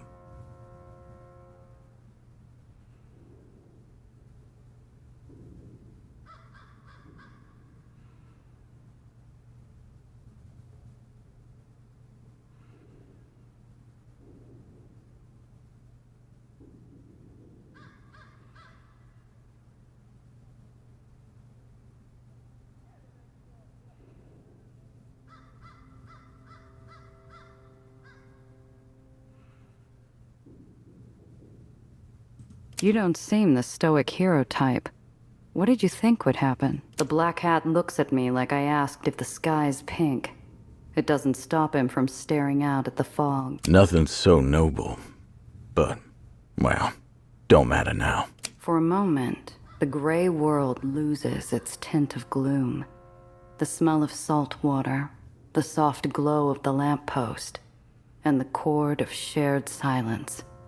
It makes my shoulders itch. When did I lean forward? Easier to keep your guard up when you're facing a shadow with a gun. Maybe that's what makes me risk a final question. You might be off the clock, but this is a lot of effort for a chat. What's your deal, Dufresne? I watch his form flicker and change. From monstrous shadow to a man of uneven shoulders, an aimless, bloodshot gaze, and parted lips that have no words. The bell tolls, ending our parley at the quarter hour. The Black Hat stands, liquid metal streaming back into his posture and step. I'll be on my way. Best we don't meet again. Wait, that's it? No. Got something else for you. This part is advice. Something to chew on. People like us don't change the world, Randazzo. We survive it. Be a shame you had to die because you didn't learn when to walk. And don't try to follow. Dufresne steps into the fog's shadow, leaving me with only scraps for answers. None of it explains who his boss is, what their plans are with Nellie's research, or what's got me on edge.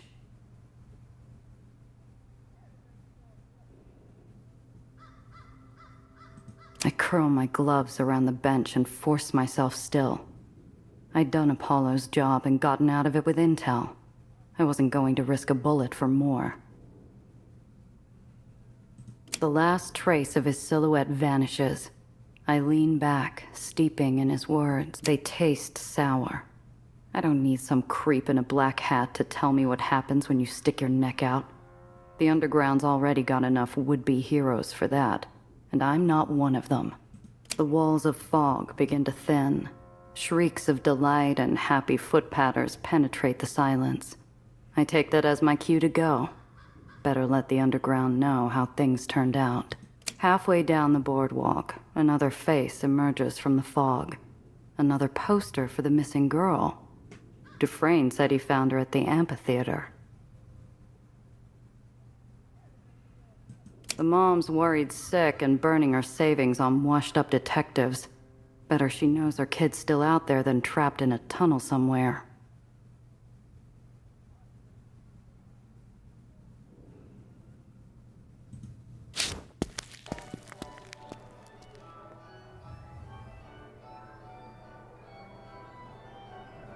Oh, hello again. Got a lead about your daughter. She's a busker at the amphitheater. Busking? Why would she... Oh no, for Pete's sake, she was serious. Serious about what? Rosie said she wanted to be a singer. Something about feeling more comfortable when she acted like someone else. I told her people like us don't... Regret colors her face in pale shades. Never mind. Thank you, miss. I don't know their story, or whether it ends with a heartfelt talk and a hug, or a more permanent falling out. But maybe someone will get closure today.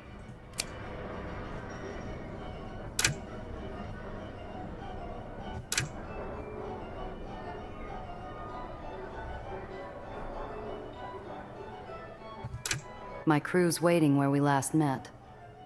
Nothing on Juggler Street. Hope you had better luck. I found something, but it's not what the underground thinks it is. I'll tell you on the way.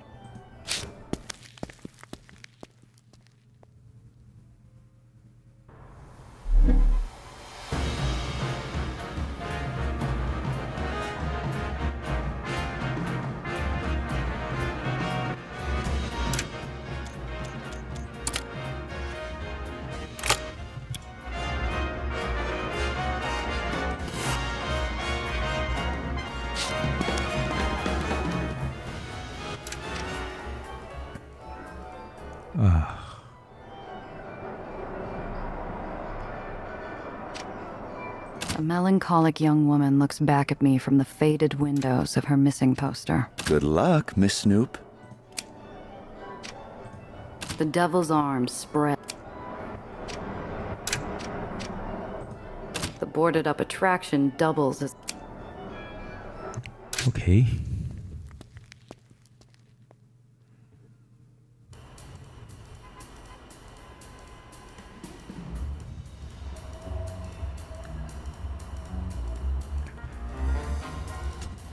Maybe I have to meet Apollo first.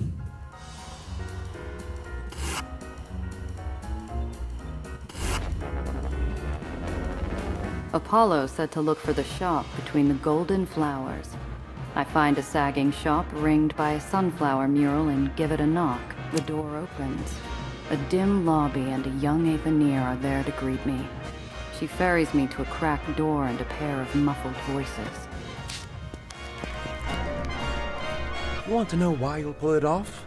Because those jumped-up fat cats won't see you coming. Now give yourself some credit. The plan's solid, old sport. Apollo's contact perks up, soaking up the rays of praise. Apollo Diamond the movie star might draw adoration, but Diamond the leader makes you want to prove yourself. I won't let you down, sir. Good. Now chop chop. Those repulsors aren't going to jam themselves. With a boost from on high, Apollo's contact exits the opposite door like he's ready to take on the world. Only once he's gone does darkness shudder across Apollo's face.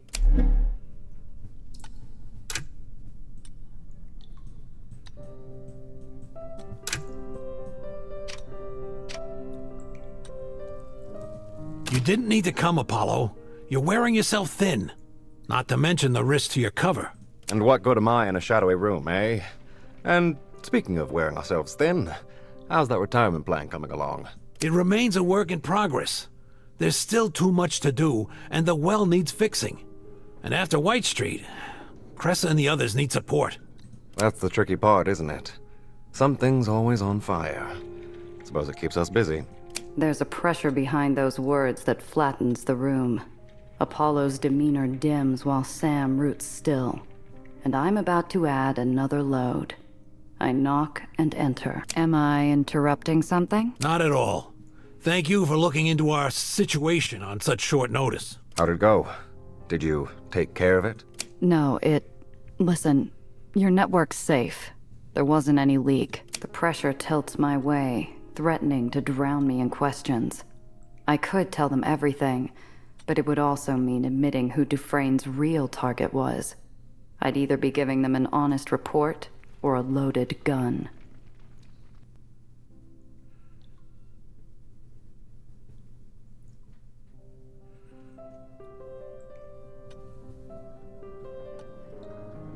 It's a risk, but I tell them everything. The setup, Dufresne's mysterious employers, and his motives. Each sordid detail feeds the fire, tempering a controlled rage across the matinee star's face. Wonderful. You've got a stalker. Well, can't say any of mine have been so useful. You're holding it together better than I thought you would. Oh, I'm livid, darling. A stone-cold killer got the drop on us. He knows how we work. We can't let that stand, Sam.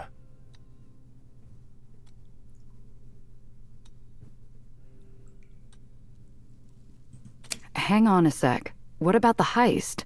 Marm's birthday's right around the corner. She's right. This man and the ease he got through our security is a concern, but we must have neglected the fires burning in front of us. The reminder releases a valve. The pressure eases, releasing fury and tension to make room for purpose. Well, that settles it. Gia, darling, you know your marching orders. Rob Marm, pay Killmeyer, and get Nellie that core. Sam and I will look into this Dufresne fellow and who he's working for. The leak might have been a fake, but nothing stopping Dufresne slipping back in and leaving something nastier than a letter.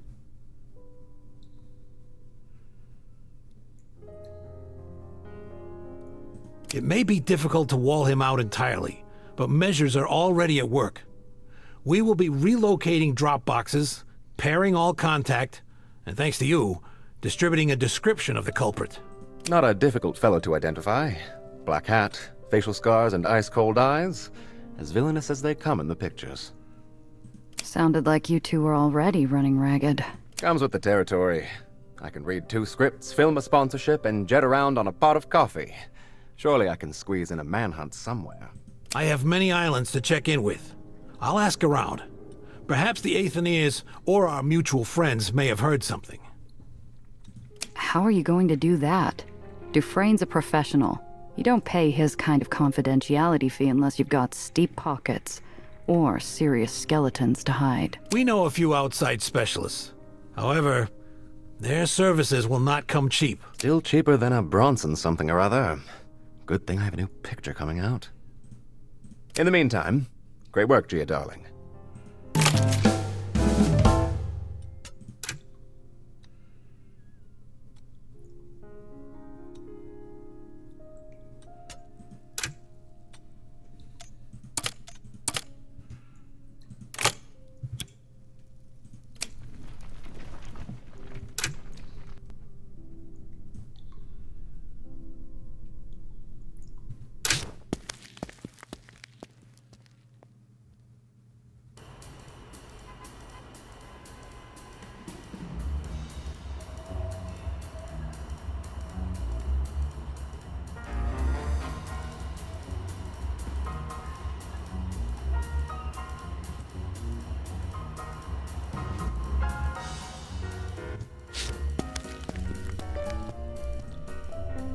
Nothing.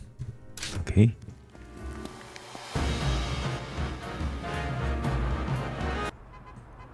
Let's go back to Coney Island.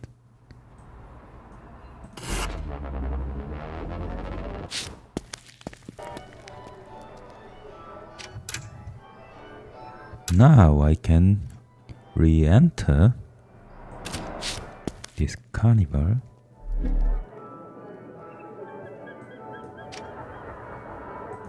The thing in the cage looks more like a fur coat dropped on a wet street than a... Is it? I don't know. The animal's fur is falling. Oh. Whether by some uncontrollable pity or Yes. some other innate urge, I reach out and try to comfort the poor creature. My hand nearly reaches the cage, and Nellie raises her eyebrows.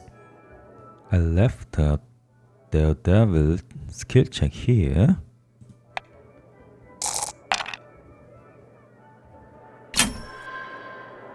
I steel myself and let my hand pass through the bars.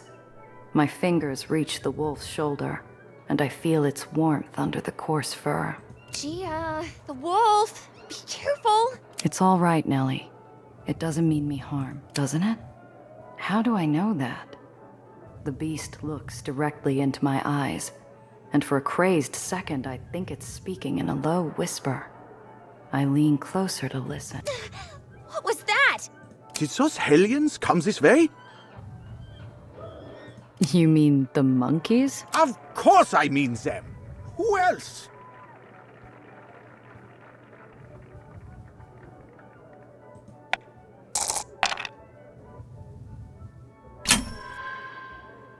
Off in the distance, a cloud of smoke rises from the top of a multicolored tent. A child's voice rises in what might be a scream, or perhaps a shriek of delight. Something tells me to look in the opposite direction. Down an alley, a painted wooden ball rolls by at high speed, knocking over several wooden crates and spilling their contents. Tiny blurs of brown follow. I think I might have seen something in that direction. Violent dunk! I should say, where's the beast? I glance back. It's gone. The cage is closed, but empty, as though the wolf was never there. But it was just here. She's right. It was here moments ago. In the distance, another noise erupts. Then, the sound of a woman's voice, like a klaxon. Jaeger! Damn you! Of course she's back. Look, it goes without saying, but we can't have a wolf running around free. Can you look for it? You want me to go looking for a wolf? What am I supposed to do when I find it? I'm no hunter. You said you saw it, yeah? Then you saw that the wretched thing could barely move. Just find it and come tell me where it is. It can't have gotten far. He has a point there. I doubt the animal has strength enough to run, let alone fight. It should be safe enough to follow. Okay, I'll see what I can find. Thank you. I'll be Jaeger! hiding. Jaeger moves off in a different direction than he came. Now, where did you get off to?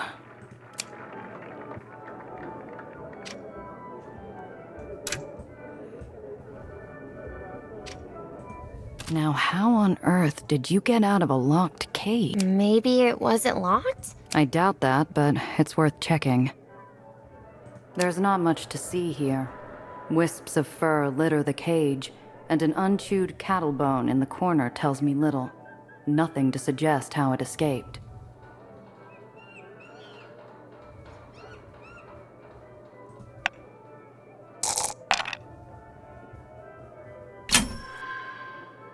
I examine the lock closely. Getting the obvious out of the way, the door is closed and the cage is locked. We're not getting in and nothing is getting out. But there's something else. There's a scratch on the inner edge of the keyhole, like it was picked with a penknife, or something else thin and sharp. A claw? You're saying the wolf picked the lock? That seems unlikely. Someone must have opened the cage for it. But we didn't see anyone. We did not.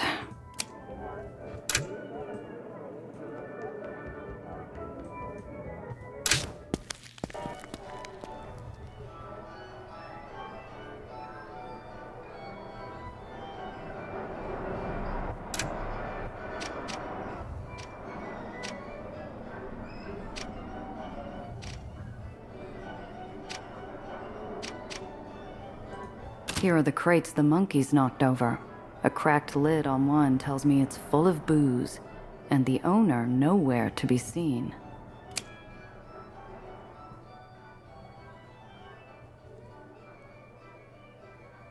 Okay, thank you.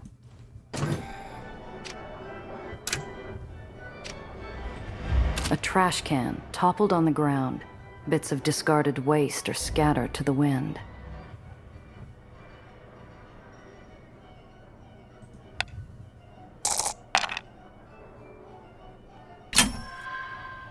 I look closer at the strewn garbage. A hot dog wrapper, a torn purse strap. But there, by the edge of Hell's Gate, a piece of gum, flattened against the pavement. A wisp of hair pressed into it. Wolf hair. The wolf did this as it passed by. But where did it go? To a less trained eye, this would look like randomly discarded trash. But I can see the pattern. The gum has a partial track, suggesting a direction. There, a banana peel kicked and rotated, leaving a trail of slime as it skidded in the same direction the print was headed. It passed through this way, but we need to be sure.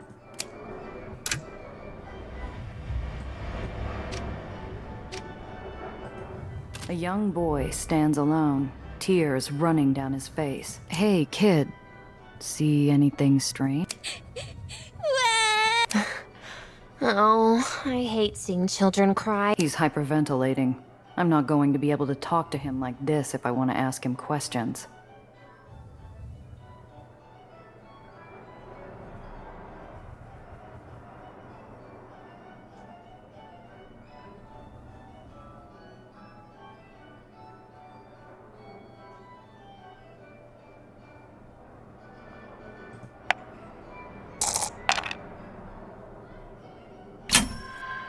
I'm drawing a blank, but judging from how his eyes keep darting around in fear, I'm guessing he saw the wolf. Wait, Nellie likes monkeys. And kids, I think. They're more or less the same thing. Hey, Nellie, that face you were making earlier at the monkeys, think you could make it again? Huh? Oh, yeah. She bends down and mimics her expression from before. The kid looks at her, smiles, and stops hyperventilating. That's the ticket. Hey, kid, have you seen something frightening? Big doggy, big and gray. Uh-huh, just a doggy. Which way did it go? That way. He points down an alley behind Hell's Gate. As good a clue as I've gotten. That's everything. The wolf got out of the cage, ducked down the alley next to Hell's Gate, knocked over a trash can, and scared a kid. Let's follow it before it gets away.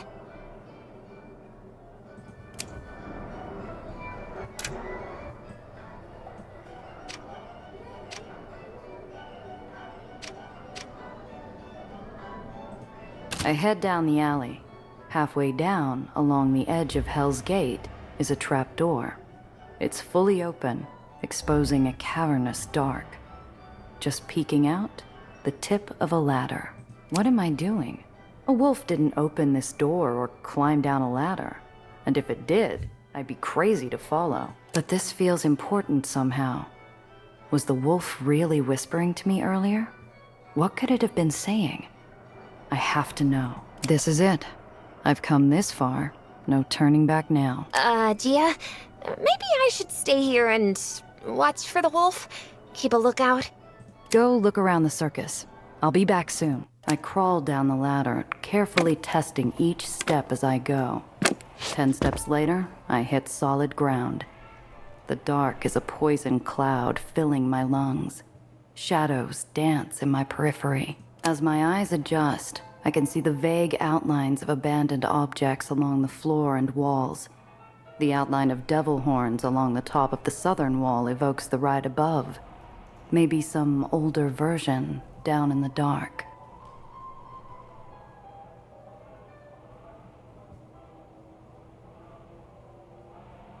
Abandon all hope, ye who enter here. To the east is a set of wooden doors that look like they open inward. Probably the end of the walkthrough, meant to be approached from the other side. To the south is an opening through a devil's mouth, leading deeper into its gullet.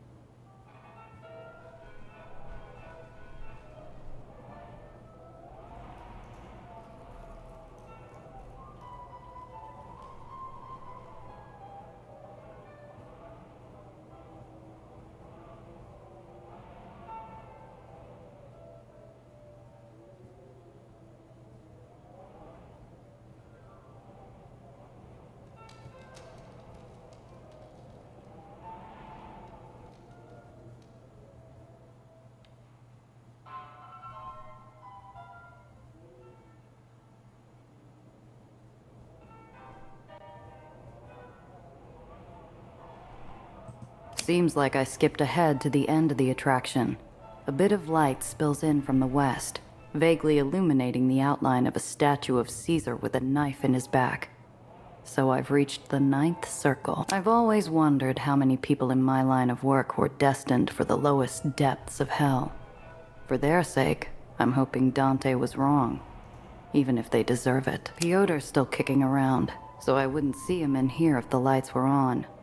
He still has time for redemption. To the south is a hole in the wall. Looks like it was burned through. To the west are a set of double doors leading back to the entrance. To the east is a black velvet curtain hanging in the doorway.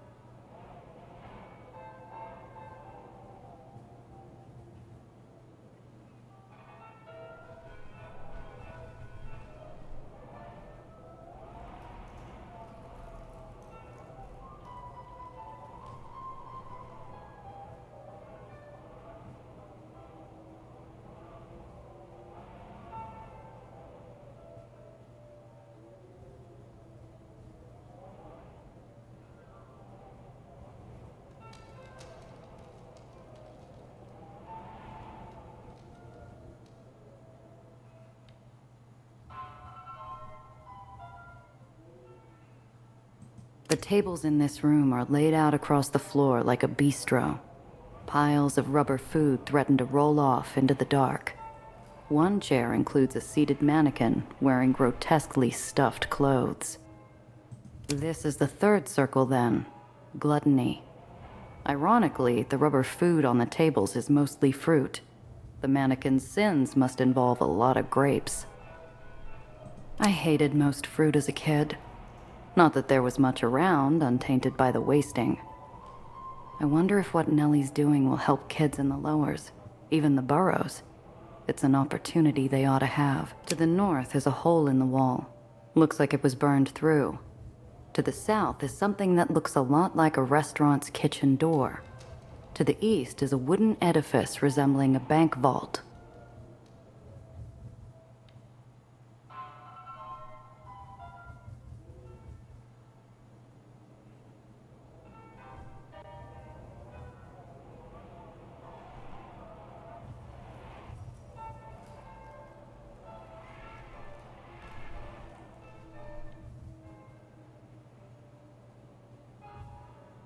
The bank vault door squeaks on the hinge behind me. I assume, kicking at a stack of wooden gold coins in the corner, that this room is supposed to be a hoard of wealth. Must be the fourth circle. It's hard to tell in the dark exactly what happened here, but there's a large amount of debris blocking the center of the space. No going further without a shovel and a few spare hours. Greed. Grow up poor and the notion seems like a distant fantasy. How can you be greedy when you're struggling to survive? These days I'm back to survival, but it's a different sort. One of the electric lights along the wall glows suddenly bright, followed by a soft pop as it shatters. I think I saw something, over on the other side of the rubble.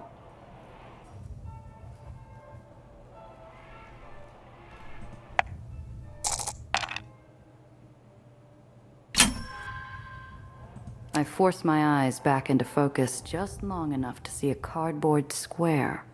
There's a record lying against the pile of rubble, but I'll have to try to get it from the other side.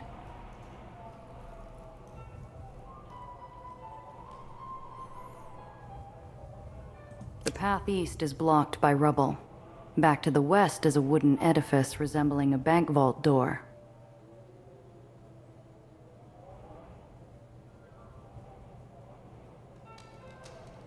The third circle. Piles of rubber fruit threaten to back. To the north is a hole in the wall. Looks like it was burned through. To the south is something that looks a lot like a... This room is painted in scenes you wouldn't describe in polite company. Tawdry flesh and skin on full display. I'd almost rather not look closer, but something about the painted scenes draws my eye. So many people. The artist must be saying something here about how easy the second level of hell is to reach. People. It's strange, but I'm starting to feel like I have real friends. It's been a while. Working as a smuggler is a bad way to meet anyone worth trusting.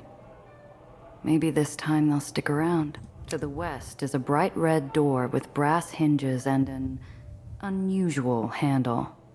To the north is something that looks a lot like a restaurant's kitchen door.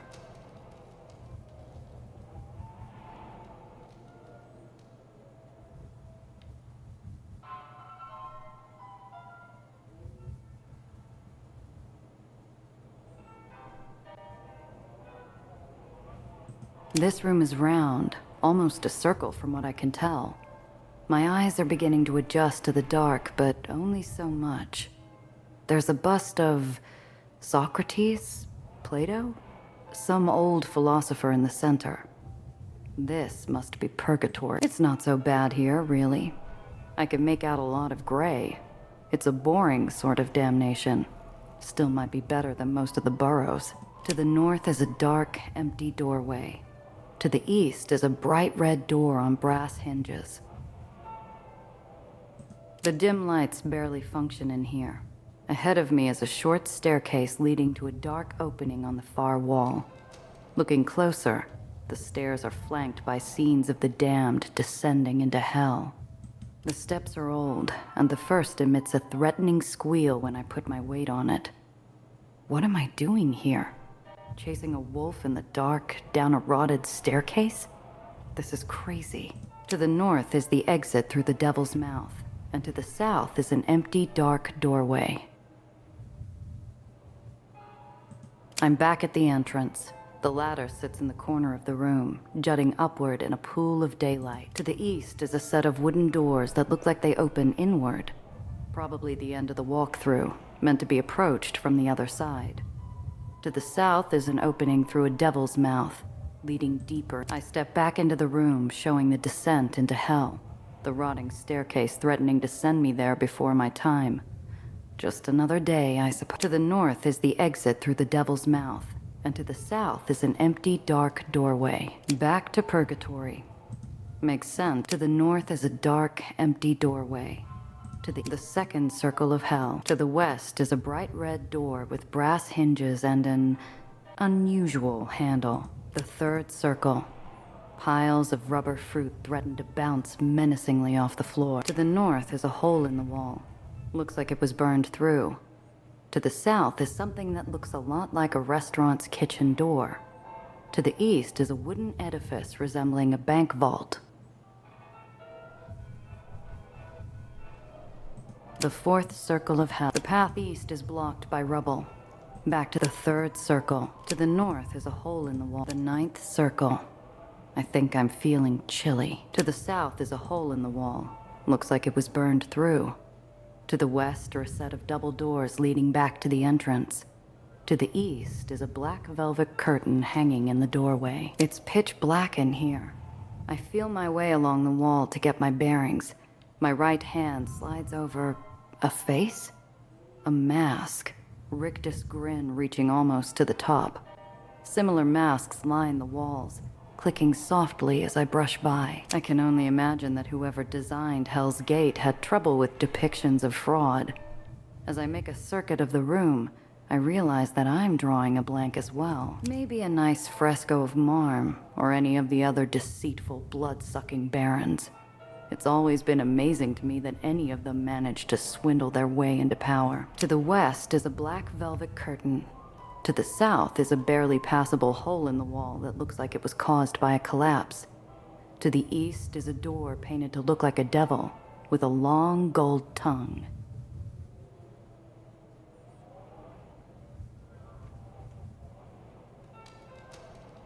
I step through the wrecked wall into a pile of debris. Through the remnants, I see flecks of gold. This must be the other side of the bank vault room. No sign of the wolf yet. Not that I can see much, but it left obvious signs on the way here. Why am I not finding any signs of passage? Not even a scent. And what happened here anyway? Most of this attraction seems whole. Did a sinkhole open and swallow it up? Was there a fire? Why did they leave so much down here in the dark? As I'm considering that question, I spot something laying in the rubble. Huh. Crest should like this. The ways west and east are blocked by debris. To the north is a barely passable hole in the wall that looks like it was caused by a collapse. The darkness of the 8th circle. To the west is a black velvet curtain. To the south is a barely passable hole in the wall. Ah, this. This is classic damnation. I can almost smell the brimstone, looking at the painted scenes of boiling blood and allegorical violence. Kids must have been terrified of this room. Maybe some adults, too. Not enough adults, though. Whoever beat the tar out of the wolf I'm after ought to have a comeuppance. If it was Jaeger, well, he did say his animals were from some closed zoo. And me, guns blazing down an Aether road, my enemies careening toward a long drop and a short stop. Forgive me while I wax hypocritical. I wonder if when I go, I'll land fender first in the river of boiling blood. Or whether there's still some hope of redemption. To the west is a door painted to look like a devil with a long gold tongue. To the south is an archway decorated with flames. Stepping through the archway, I'm filled with nerves? Some emotion I'm not placing. Certainly not the rage depicted in the 5th circle. The wolf is close. Ahead of me, somewhere in the dark. To the north, an open portal from anger to violence. To the south, a stone door made to look like a foreign temple to foreign gods. Something waits for me there. Am I ready? As I open the temple door, every hair on my body seems to stand up. Like standing too close to an aether coil. The air is filled with electric tension. Something's here. It stares at me like it's waiting for something. Something important. Who am I? Am I the kind of person who tries to catch my destiny? Force fate to follow my will, even if it destroys everything in my path? Even if it hurts the people around me? Or can I let go? Let something slip through my fingers at the very moment of victory, just because it's the right thing to do?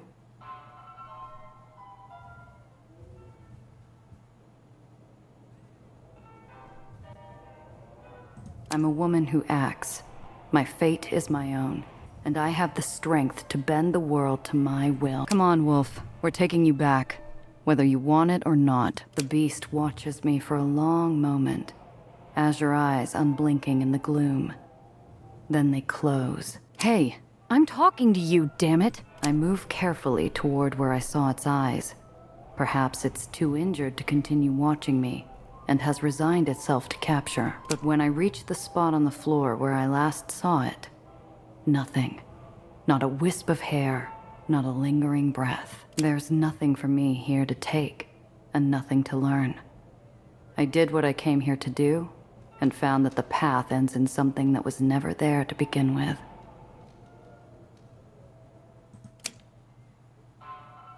I retrace my steps to the entrance of this ruined pit.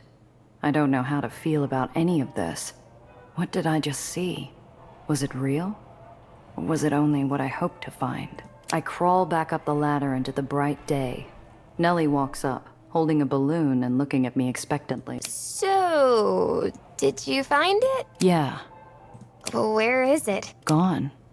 It doesn't look like it's going to be part of any show now or ever again.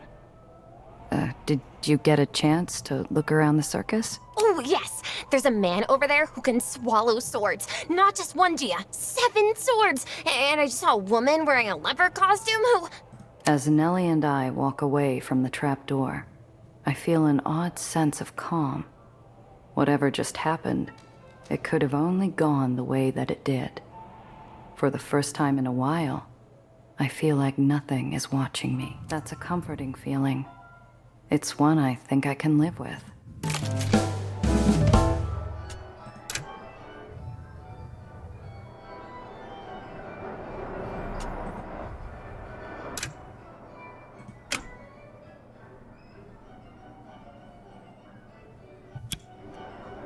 Okay. And my next mission will be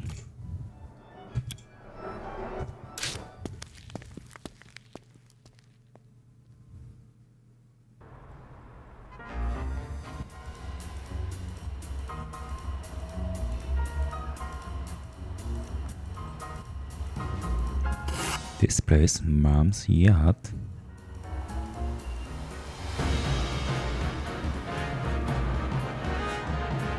And I think I